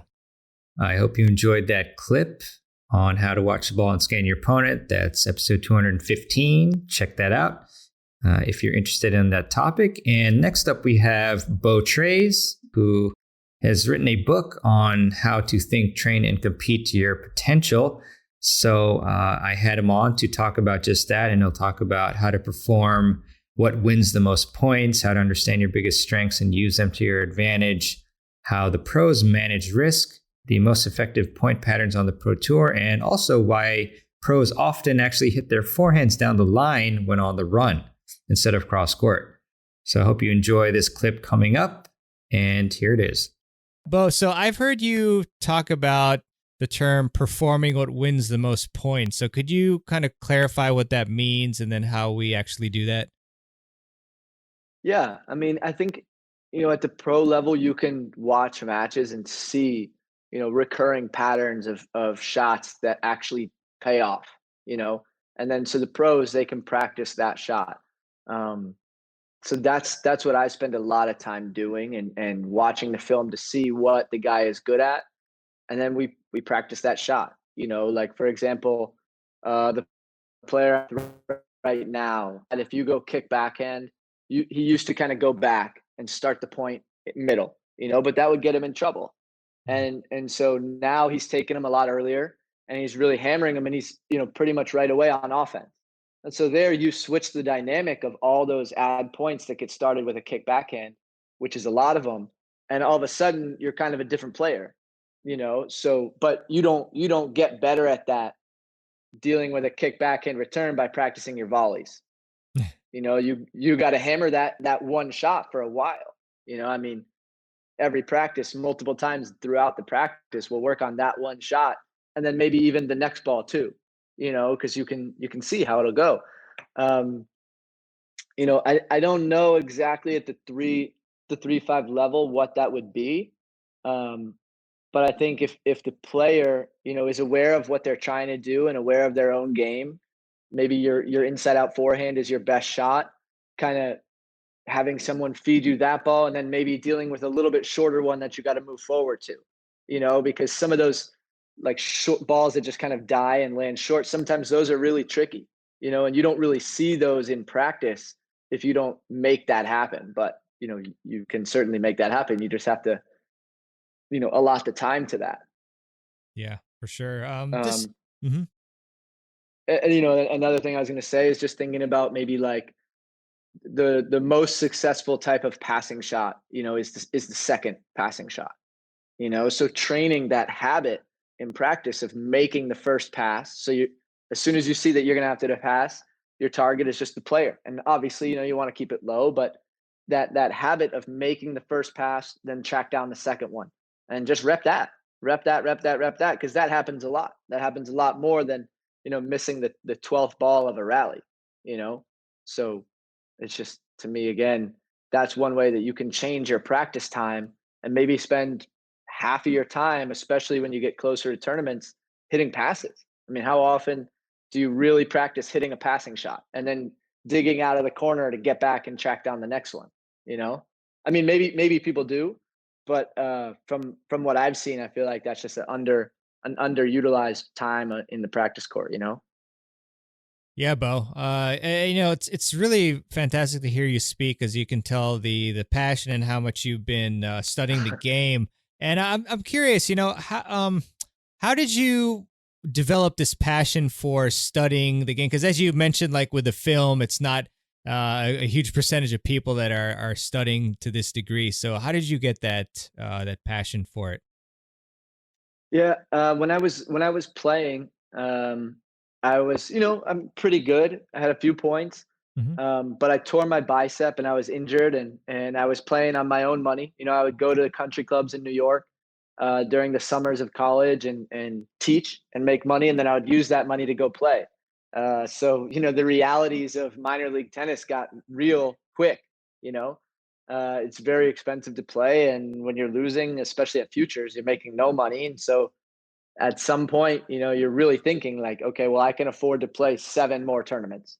Mm. And that's pretty humbling. And so either way, when I got injured, I couldn't really do anything. And so I thought, how am I going to spend my time? And there's only so much running and working out that you can really do. And so I thought, okay, I'll just start watching matches. Now, I didn't really have anything in mind when I started. I was just kind of like, this must be the second best thing I could do to playing, and then I sort of started watching, and kind of these patterns just honestly, they just kind of like came into my head. And I started tracking where literally every shot landed in a match. And Mm. so every time the ball landed, I would hit pause and I would mark it down on a section of the court. And it started really rough like that, where I would just do that. And, if you do that for a, 3 out of 5 set match, that's hours, of just sitting there and watching and thinking. And, then I started tracking, where do balls land at 30 all? And what about add in and add out? And how do guys play different scenarios? And so I started watching, I'm personally about 6 feet tall with a one-handed backhand. So I would watch guys like that. So Mm. Tommy Haas, Tsitsipas, Simone Bolelli, Dimitrov. Obviously, those guys are the best.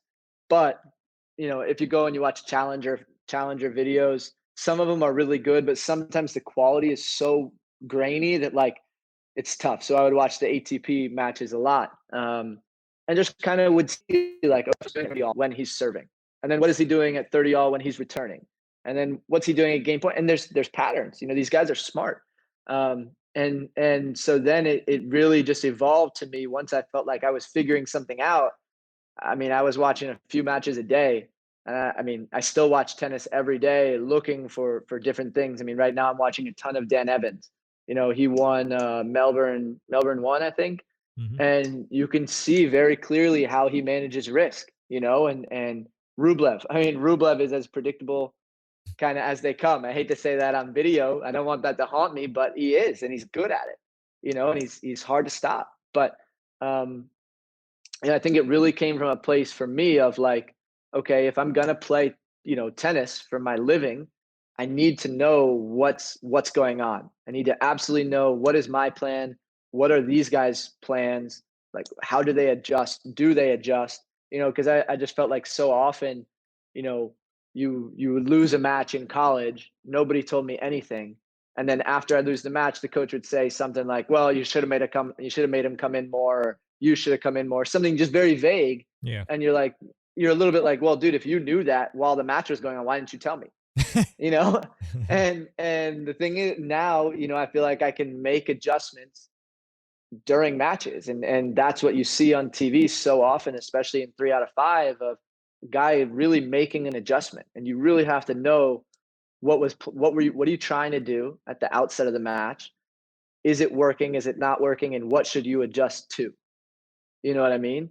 And that Mhm. really is the level that those guys are thinking at. So that was, for me, just a way of trying to do whatever I could to try to compete with the highest level player I could.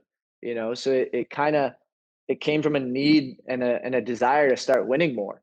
I couldn't be playing, and so I had film to watch. That was the next best thing. And it really just kind of, it changed everything about the way I think about the game. Honestly, it changed my practices. It changed how I play. It changed how I coach. It changed everything for me. But I probably did that for, man, probably a year and a half. I was injured for a long time and wanted to keep playing, but yeah, the watching film was huge for me. That's amazing. I mean, what were a couple of the biggest revelations, like, after that session of like 2 hours or so, tracking, were there, like, what patterns did you see, like, on 30 all, they do this, that you were like, wow, I need to do this as well? Yeah, I mean, the biggest thing that I see, the biggest thing that probably shocked me was, let's just say there's two righties playing, Mhm. right? And one guy is taken off the court to his forehand side. I was always taught that when you're on defense, play cross court. It's a Mhm. longer part of the court, it's the shorter part of the net, play cross. And that's not wrong. It happens for sure. And I definitely coach that. It's right. But very, very often, they're going to take that ball line. Mm. They're going to play the ball high and heavy line. And this is why I think that they do that, is because the court's shorter, right? So you don't have to hit it as far to get it deep. Mm. Because so often you try to go cross on a running forehand, you leave it short, the guy takes a forehand line and you're done, you know? And so then you take it line, it can land deeper with the same shot, the same trajectory, lands deeper, and it's the player's backhand. And I will take somebody trying to come in and take a high backhand cross over a high forehand line, and you play to the weaker side. That's the other thing that I really found was, like, in the big moments, these guys are playing to the weaker side, and that's it. I mean, if you watch Novak, watch him at 30 all, he's going to play to the backhand until he gets one that he's going to try and change. I mean, that's what he did to Francis a few days ago on most big points. He's playing backhand, and then he'll slice line to Francis's forehand, and that's how it goes. And that's where the you get the mini break and the breaker, and you win the two breakers, and that's it. I mean, the margins are so small with these guys. I mean, obviously Novak and those guys are incredible. But in terms of ball striking, they can lose to anybody. I mean, Fritz just took him to 5. Mhm. Francis won a set off of him. Nick and team, absolute buster in the 5th. Yeah. Who went? Kokonakis and Tsitsipas went 5. I mean, the Mhm. level is so close, that maybe you make a few more of these decisions to play line on a running forehand with shape, and then bust it back instead of an offensive forehand. Maybe he misses that backhand, and you win the point that you would have lost. And you do that a few times inside of a match that relies on 8 points sometimes, maybe less, and that's the difference. you know so to me, those two things were huge, because it's just counter to what I had always been taught. And I watched a ton of matches of mismatches. So, like, I would watch how Tommy Haas plays, whatever, first round of Hamburg, when he plays a guy who's 80, who's obviously very good, but, like, Tommy should win that, you Mhm. know, or these types of matches, and they play so safe against these Mhm. guys, and they beat them with the weight of their shot and the consistency of the decision making. They don't walk out there and hit every line and then go have a coffee. And that's kind of what you think. You think, like, well, Dimitrov must just blast forehands against guys who he's better than. And what I found was that he actually is going to play a little bit safer against the guys that he's better than, and just absolutely wear them down over the course of the match. And against Rafa, he's going to have to redline a little bit. But I always kind of thought it was the other way around. And maybe I'm alone in thinking that, but so far it has proven that I wasn't alone in thinking every shot goes to the corners, when really it doesn't. Yeah. Really great stuff. I'm really enjoying hearing your insights. And yeah, it's interesting because I interviewed Marcus Willis last week, and as you know, he made that sick run at Wimbledon, and he ended up going through pre-qualifying and qualifying, and first round victory, and then played Federer.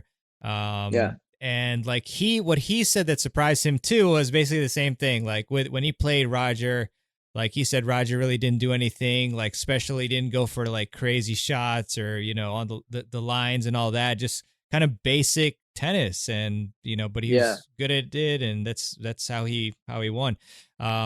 So yeah, very cool stuff. And also really revelatory. Maybe that's not even a word, but the forehand line, I really like that, how Because you're not only forcing the opponent to hit a backhand, but like usually it's going to be a running backhand for them as well. And so with that shot, yeah, just to clarify, like, because I feel like a lot of players, like maybe they'll goal line, at least at the club level, but they'll like just try to go for broke type of shots. So well, at the level that you're looking at, I mean, they are like amazing and can hit these ridiculous shots, but is it usually like a running, like more loopy, heavy ball that's like higher margin? Okay. Yeah, for sure. I mean, it's the same thing, like high and heavy, but you just change it to the weaker side. And maybe the forehand is the weaker side, right? So then maybe cross is the better option. Mm-hmm. But I mean, I just think it's a good changeup, and for sure when you're running forehand and you just slap it line looking for a winner, that's not what I'm talking about. But I mean, and back to what you said, like how can you practice these things? Like practice that. I mean, practice making that decision on defense. Okay, what shape am I going to give the ball? Am I going to play to the weaker side or the stronger side? What do I have to recover like? All those things, that because that is what tennis is. Tennis is not making 85 standstill backhands cross in a row and hoping that the technique is right. I mean, in the top 100, there's a million different techniques. As long as it doesn't injure you, it's probably fine. Yeah, for sure. Yeah, definitely, man. And when you watch those mismatches, you said like Haas versus number 80 that he should be winning. Like, what? How did the losing player get beat? Or, well, actually, I'll flip it. Like, what mistakes were they making that you found like really put them in a hole? Yeah, I mean, a lot of mistakes when the player is on offense.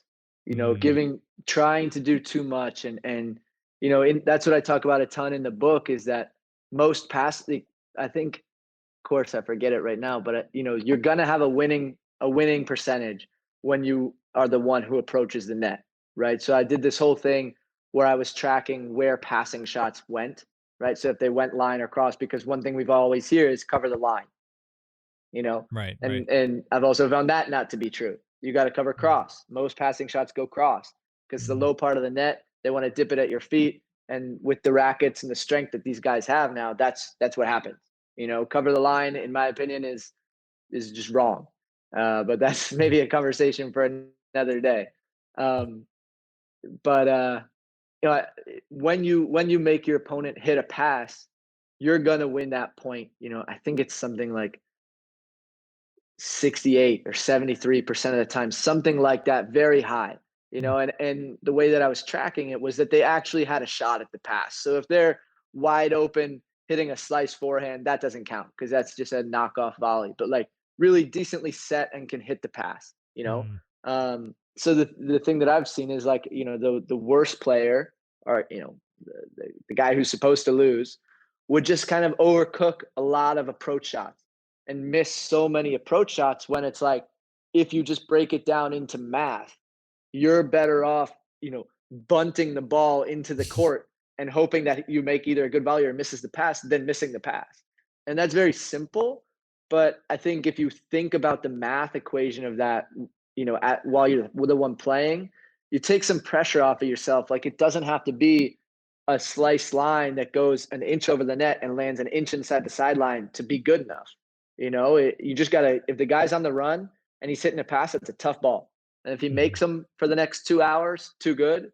But most of the time he's not going to make them, and the other part that I think really helps too on that is that, especially early on in the match or in sort of the first tight moment, if you hit a good approach and get past, that only 4% of passing shots on the first time get hit for a winner.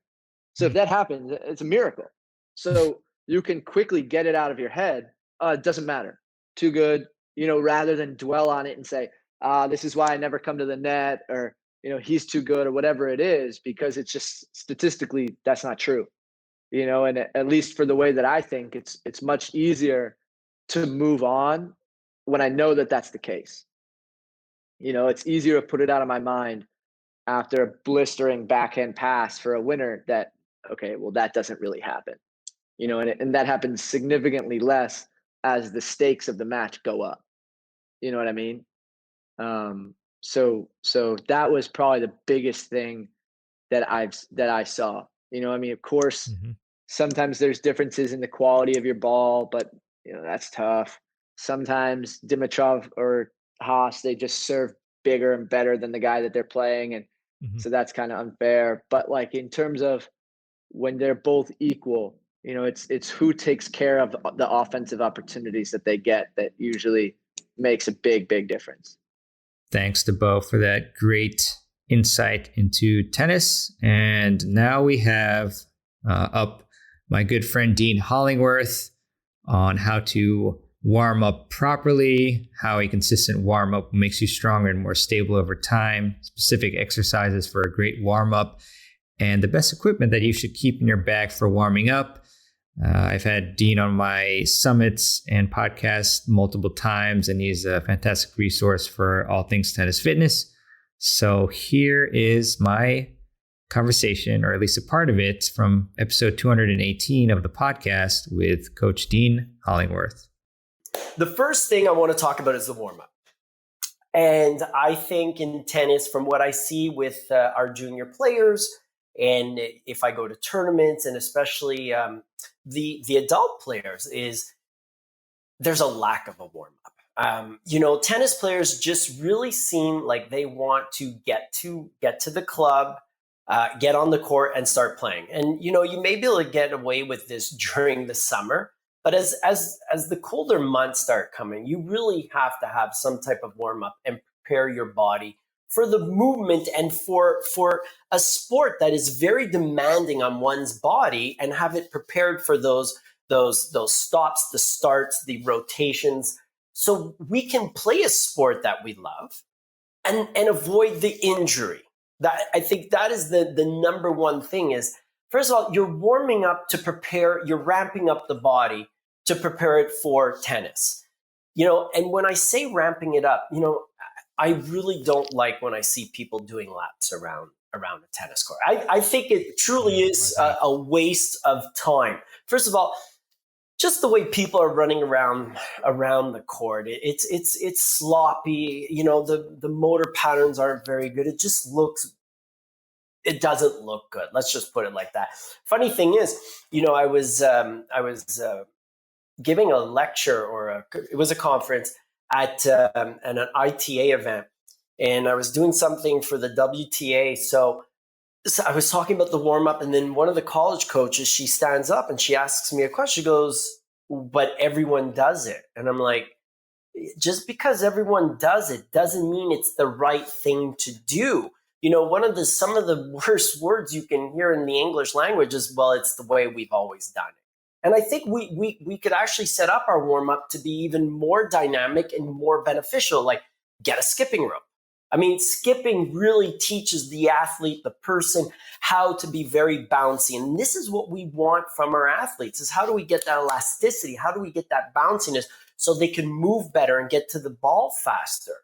And with that, also working on the mobility and the stability of the body that is needed for tennis.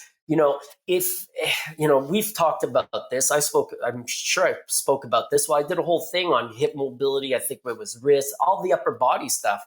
And it's like, if your body can't do it and you want it to do it in a game situation, it's going to end up doing something. But it doesn't mean it's going to be necessarily good for the body. So if you're lacking hip mobility and you can't get your hips in place, then your lower back or your knees are going to be asked to do something that they don't want to do. Or if you're lacking thoracic rotation, which is the upper back, how your body rotates through a swing, and you're stiff as a board and you look like this uni-turn type of thing, then of course your shoulder, your elbow. I mean, how many times can we go to a tennis club, I'm sure across North America, if not across the world, where we see people wearing, braces on their elbow, braces on their knee, braces here. I even see, some of the guys in the washroom putting on braces around their back for the lower back.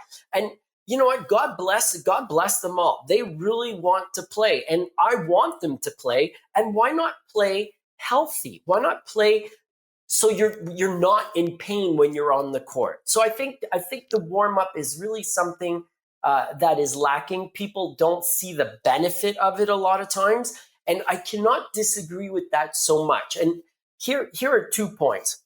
The warm up is more than just warming up. If you think of it like this, if you're doing a warm up with an elastic and doing lunges, let's say at the same time to warm up the shoulders and the legs. Well, think about this. If you end up doing 10 lunges and 10 elastic pull aparts, let's say going forward, and then you do a reverse lunge with another pattern with the elastic. Let's say that's 20 lunges and 20 shoulder elastic pull aparts. Well, if you play 3 times a week, right?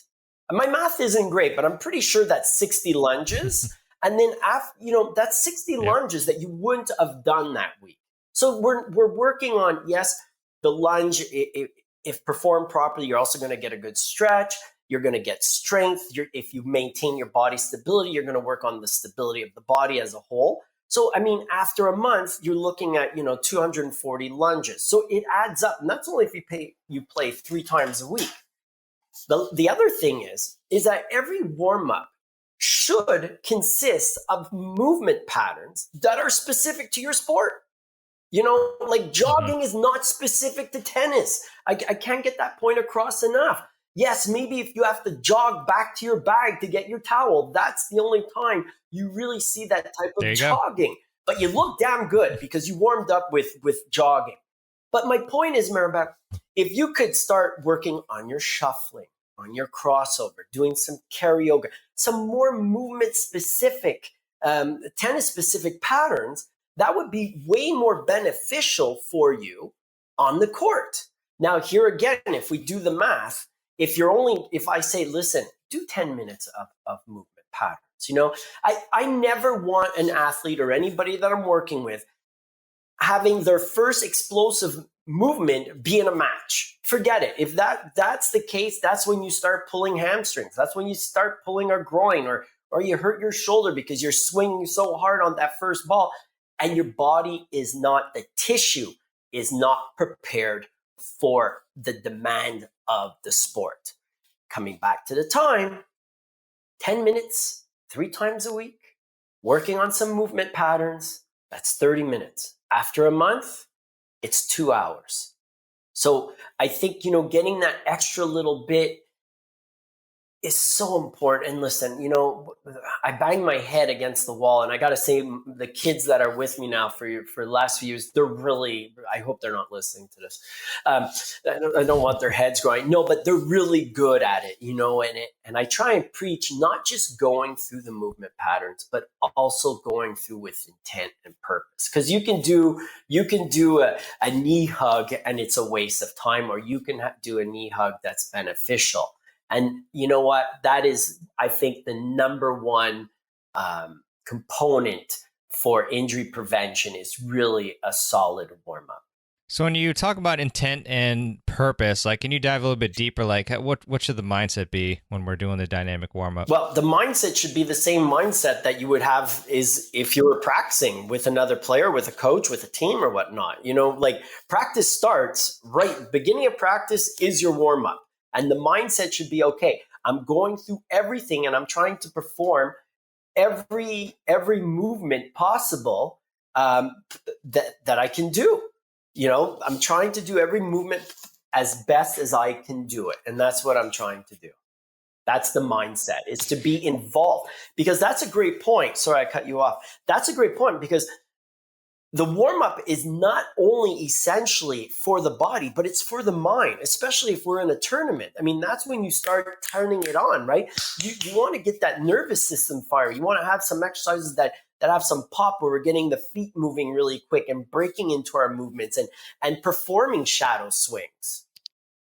Yeah, I mean, I think there's a lot of reasons why people don't do the dynamic warm-up. One is maybe you're a big procrastinator and you leave the house late, to a match or practice and you just don't have enough time.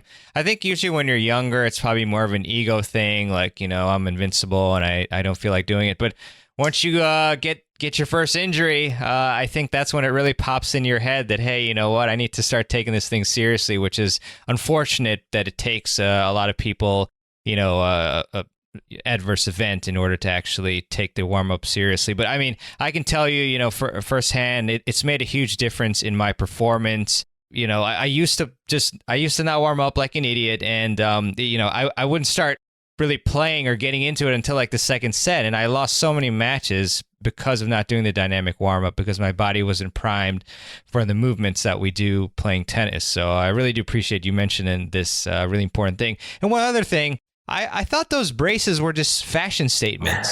So they're actually useful. Well, I think it's also like medals of honor of that these are my injuries, right. and I'm continuing to playing. And to build on your point about why people don't do it, I know a lot of times, especially I think the kids and the adults actually, it's like, I'm starting practice in 5 minutes. My coach is waiting for me. I got to practice. But I think that's where we need also the help of the tennis coaches to be cognizant of the point that, listen, we want these people to continue. We want them to continue, pain-free, injury-free.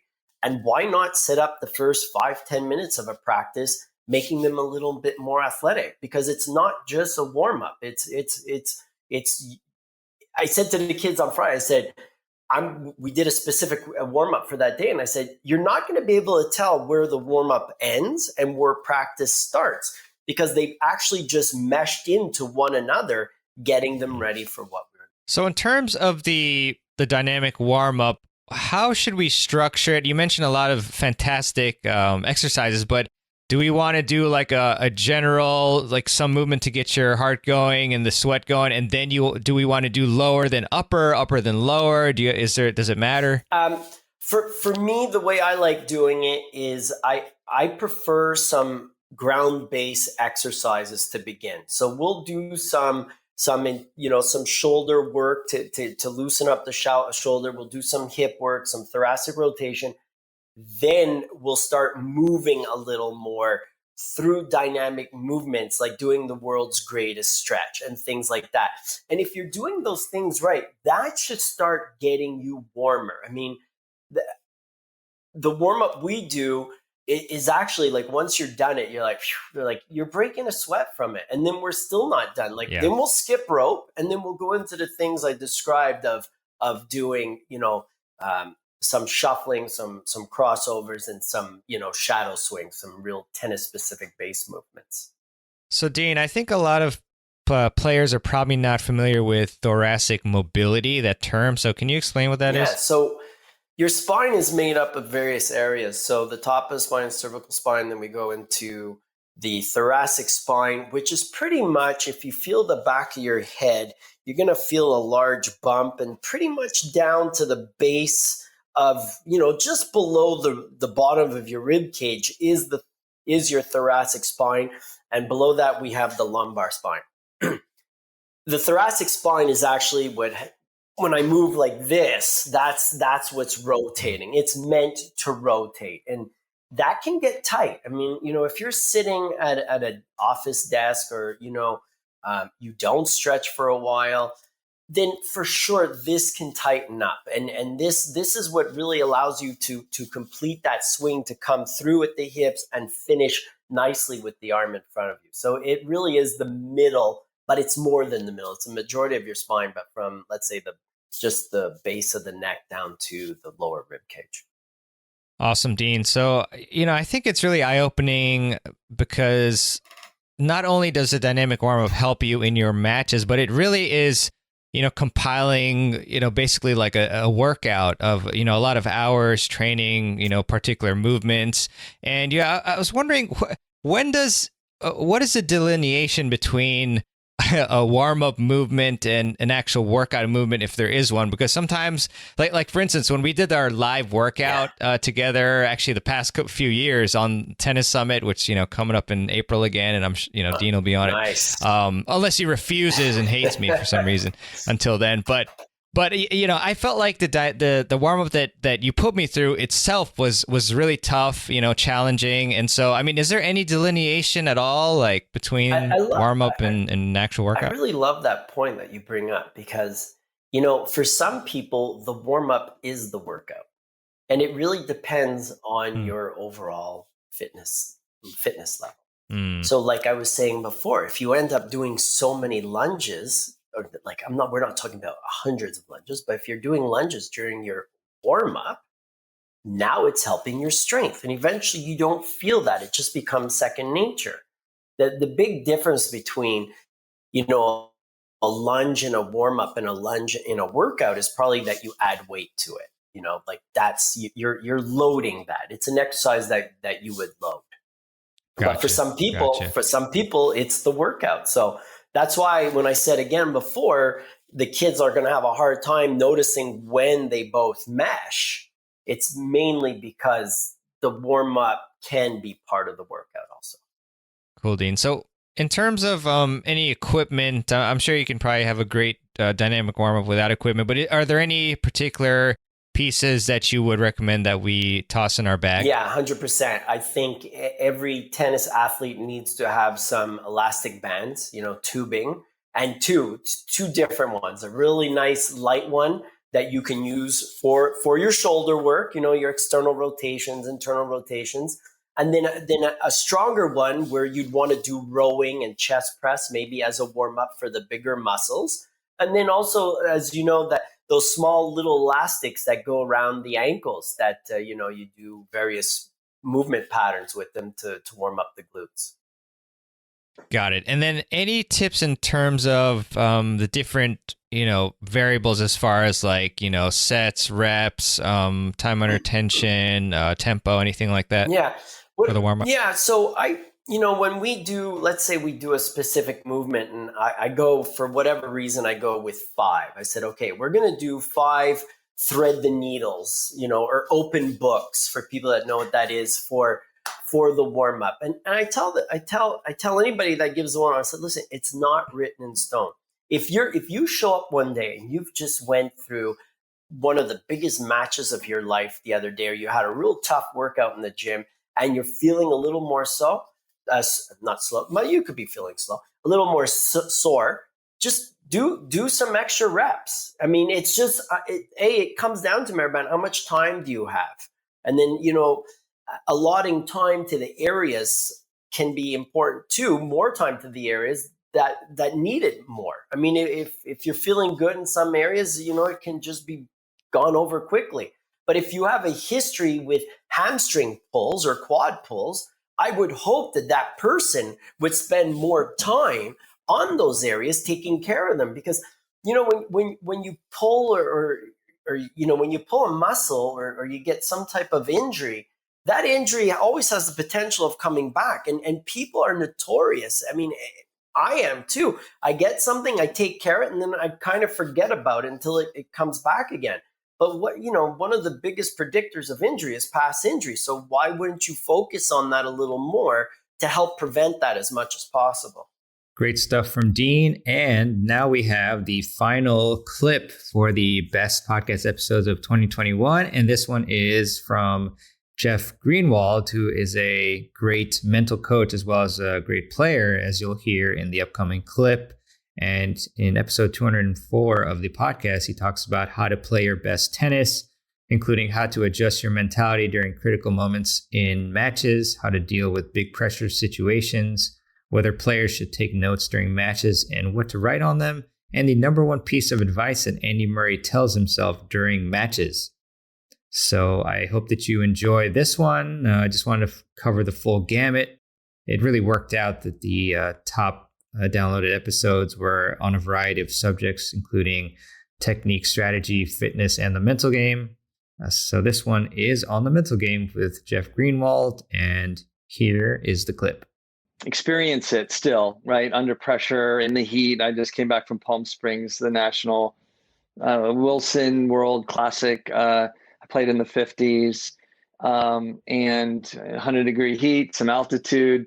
Family watching, had some pressure and had to dig deep and bring a shovel with me and dig and use a lot of tools. I definitely used a lot of tools. I didn't lose a set to win the tournament, but I had 4 7-5 sets, and I had to find a way. And it's, we don't always go out and play our absolute best. Sometimes we have to find a way when we're at even 50%. I was probably at 50, 60% the whole tournament, with the exception of the finals.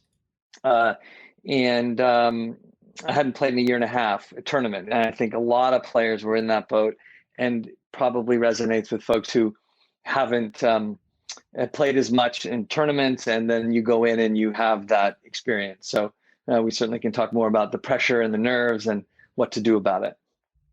Yeah, I'd love to actually unpack a few things there because there are quite a few elements we can talk about. So first off, you had family and friends watching. That can cause a lot of pressure on players. I know that did for me as well, when I played juniors, college. So how do you deal with that? Well, it really depends on the moment, on the situation. Is it fatigue? Is it a loss of intensity and focus? So I think the big challenge for a lot of players is figuring out what actually you need in the moment to adjust, because and that does take some time, but the more aware you are, the better. And so I'll give you one kind of example. It was a big moment in I think it was the quarterfinals. I was down 5-2, and I did change my game completely. I actually started serving and volleying and so forth. So I changed my tactic, but there was a point there where I started to pull out a lyric from Bruce Springsteen, which I had done years ago, to distract myself from thoughts and even some tension that I was feeling, which has worked really well in a pinch in the past. But my brain was like, yeah, really? Are you that in dire straits that you need to pull out the Bruce Springsteen lyric, right? It was sort of an interesting moment where that tool, I was like, yeah, that's not going to work right now. And I have a number of different tools that I'm able to use depending on the moment. We can talk more about those, of course, the different things. In the finals, I probably used 10 different things. I was up 6-1, 5-0, and he came back to 5-all in the second set, actually, and I was able to win it 7-5. The first practical tip on that is from my book. I say momentum is with you if you think it is. So he's roaring back, playing well, 5-1, 5-2, 5-3, 5-5, and I said to myself, because I felt like he certainly had some momentum in a way, but I said to myself, only if you think he does. If he thinks he has momentum, if the people watching thinks he has momentum, but I don't think he does, then does he have momentum?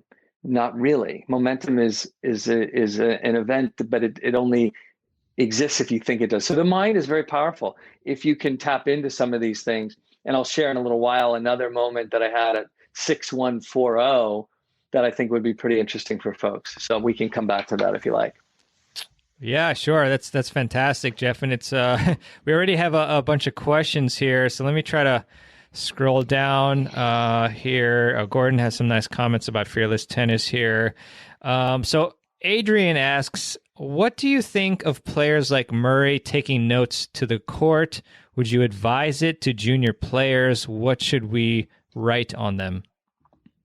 Yeah. In fact, interestingly, the TV camera caught Murray's notes, and maybe perhaps Gordon or whoever is writing in on that is referencing that, where the camera came in on his journal on the bench, and it's and the number. Guess what the number one thing was?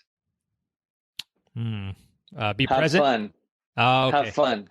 Yeah. Have fun. Enjoy it. Right. It was interesting, and so what I teach players to do is go out on the court with two intentions before they play. Have two goals. Intentions are more things you really want to execute on, things that are really important to you.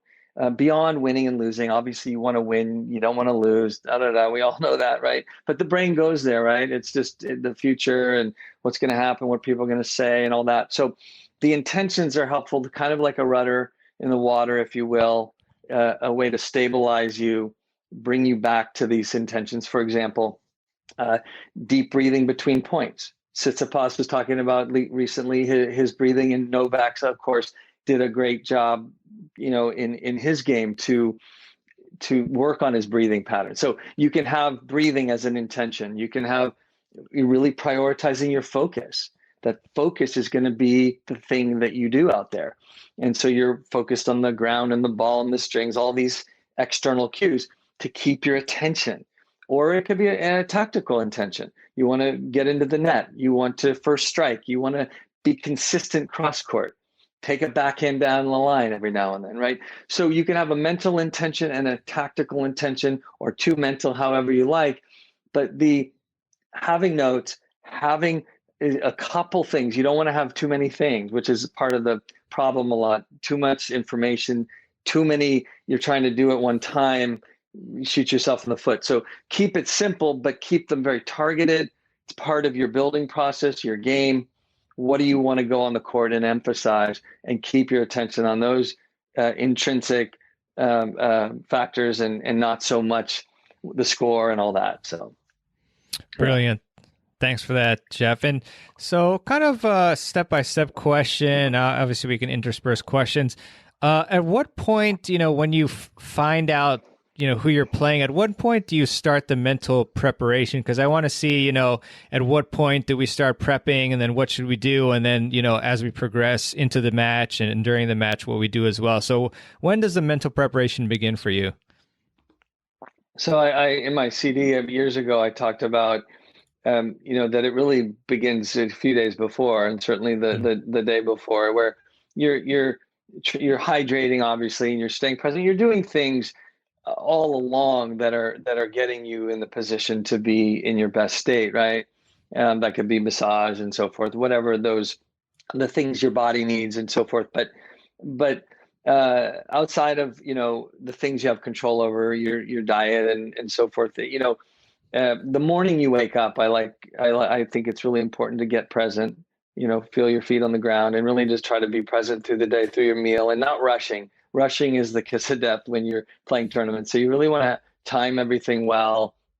Agassi talked about that a lot, how important time was, and controlling what you can't control. Everything was just, and that's just, there's enough sort of anxiety and so forth for players wanting to have a good result and so forth, that it's helpful to really take control of these things. So getting present, doing some stretching in the morning, some breathing, getting your nervous system sort of in a relaxed state, and staying as present as you can. Do your routine, whether that's getting your blood going on the bike or some jump rope or whatever that is. And then I like to, 15 minutes, 20 minutes before a match, put on some headphones. I'll do some relaxed breathing. I'll do some visualizing, a couple minutes, picturing myself playing loose, aggressive, hitting my forehand, which of course I did at night a little bit too, going to sleep, picturing the shots that I want. And then really going in with the blinders on. When my eyes are focused, and for me, that's one of my intentions, when I'm really, really focused, because I tend to look around a little bit, I get distracted. I try to bring that in. And when I do that, and I'm successful with that, I play usually very, very well. So I think we all have certain little triggers or things we can do that can really bring us into a good place. And sometimes we have to refocus and get back there. But yeah, so those are, it's a build up. And then certainly before the match, I think we leave too much on the table if we don't do some sort of breathing or visualization or some music. I like to listen to the same tracks each time, and Guns N' Roses I like. And, for the match, it's just kind of a trigger, and you get associated with it's go time. So, yeah. Fantastic. Thanks for that great summary. Mm-hmm. And in terms of the preparation that you mentioned, which was brilliant, is there a difference in how you suggest people prepare based on their personality types? Like, do you vary any of what you just mentioned, or do you add certain things or subtract based on the personality type of the person? Yeah. So, I mean, people who are, introverted a little bit and like to be by themselves and get rejuvenated, get energized by being by themselves, to be too caught up in conversations and distracted, it's going to feel like players are really pulled out of their comfort zone. So I think it's important for introverts too to really take this time for themselves to recharge and get ready. I think some people who are more extroverted and get energized by people and can actually play better or be more focused with some distractions. that having somebody to talk to can sometimes relieve the pressure.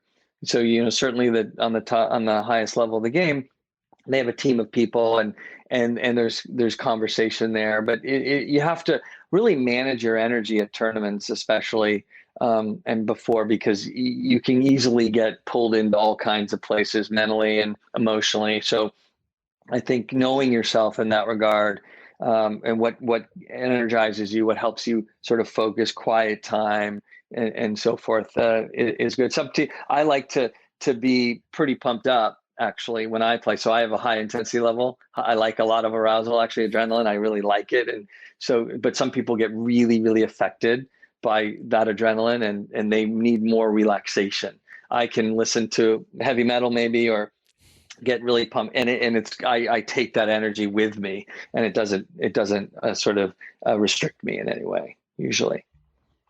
Very cool, Jeff. And kind of a follow-up question here on that, on adrenaline. Gordon asks, how does Jeff try and use adrenaline that competition induces? Yeah. So, well, I think of adrenaline and energy, nerves. It is energy, right? And if you think of pipes that get clogged, if you're trying to get rid of the nerves and wish they weren't there, and getting negative about the fact that you have the adrenaline, and you think that it's going to make you play worse, all of that sort of storyline can really get in your way. And so, I mean, nobody likes to be on a scale to 10, 1 to 10. Nobody wants to be before a match 8, 7 to 10, 8 to 10. You certainly don't. It's not comfortable, right? But if you're at a 4, 5, 6, even if you do happen to be at a 7 or 8, to learn to be okay with that, and accept it, and smile, and know that, believe that it will gradually reduce. But the more we try to stop it, restrict, hold back, play safe, block it, we get trapped. And this is where a lot of players get trapped, because then they're scared to miss, and it's this vicious cycle. So when I feel the surge, when I feel all of that energy, and I do have I definitely feel the arousal, I'll channel it. I'll make sure that I'm channeling that, and using it. So I'm hitting through the ball. I'm letting myself hit through it, and I'm giving myself permission to miss too. I mean, part of it has to be right. And this is, easier said than done, I know, but you have to be willing to miss long, miss in the net a few times, even if to the willingness to let that adrenaline come through you, through the ball, and let it start flowing, as opposed to the restricting. Yeah, brilliant stuff. Appreciate that, Jeff. Gordon also has a question, which I may add on to it, but he asks, how does Jeff think he is playing now compared to his prime, making allowances for being ring rusty on competition, although you're not, you've been competing. And then, I can add to that as well, if there's any changes that you made on the mental game side, compared to years ago. To how many years ago? Oh, just compared to many years ago. Many years ago, yeah. So I'll just say that, and I hope this is inspiring to folks, that I really do believe everybody has their best tennis in them, and that, I mean, I'm 54, and I'm technically in the 55s this year. I can play, but I won the 40s at 52. And I have to say that I've been a bit surprised over the years physically that I've been able to move as well as I have. But what I think has helped me move well and helped me stay relatively injury free, which is so important over time, is that I've been prioritizing being loose when I play, being loose, physically loose in my upper body. And that was probably the biggest epiphany I guess I had coming back from, when I years ago when I started playing men's open and seniors, I recognized that when we're looser and more engaged in the process, and truly, genuinely not obsessing over the outcome or fixated on that you can play looser and more aggressively and therefore hit deeper, harder, more consistent, and win more. And there's this sort of what I call the upward spiral when you're willing and you have the courage to, and of course you need the game, the shots to be able to execute a good extended forehand, where you can really release it. But I think we all hold back too much, and we protect against these errors, right? And we know this. So I would say that the answer to that would be, let's say not including this last tournament, because I was half the player I've been for 2 decades. So it was sort of miraculous that I could find a way to win playing at that level. But up until then, I'd say that I've said I would beat myself in college, or even probably on the pro tour in my early 50s still, even because I'm just more willing to step in. And it's so important to me, and I hope for folks, that what matters so much is how we do it. The what happens will be determined by the how willing we are to step in and release it and miss a few and recognize that we only need 51% of the points roughly to win the match. So, which I did not know before. I wish I had when I was younger. If I had known that, I might have done a whole lot better, not thinking I had to win every single point. All right. I really hope that you enjoyed this mega episode on the best podcast episodes of 2021, at least the most downloaded ones. But in my opinion, they were excellent as well. And I'm really glad that I had the chance to go through them all and pick out some really good, in my opinion, sections of them for you to check out. And just as a reminder, if you are still listening here after those couple of hours of content, that you can just go to the podcast show notes page, which is in your app for this episode, and you'll see links to each and every one of the full-length podcast interviews and episodes that I included in this special recap episode for 2021. And if you enjoyed this content and if you find value from it and it helps improve your game, I would really appreciate it if you would leave a review for the Tennis Files podcast. And you can do that in your podcast app of choice that you use to listen to the show. If you do it in Apple Podcasts, that would be particularly helpful for the show. And you can do that at tennisfiles.com/Apple Podcasts or the podcast app of your choice.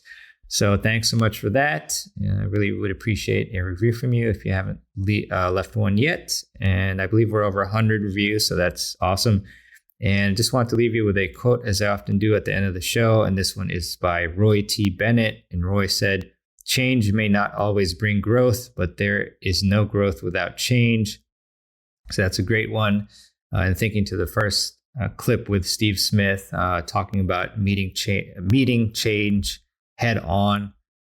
So you definitely have to make changes in your game, even though it's uncomfortable, so that you can improve and reach your true potential. So with that, thanks so much for listening. I'm going to go get some food, and I will see you on the next episode of the Tennis Files podcast. This is mehrban signing out.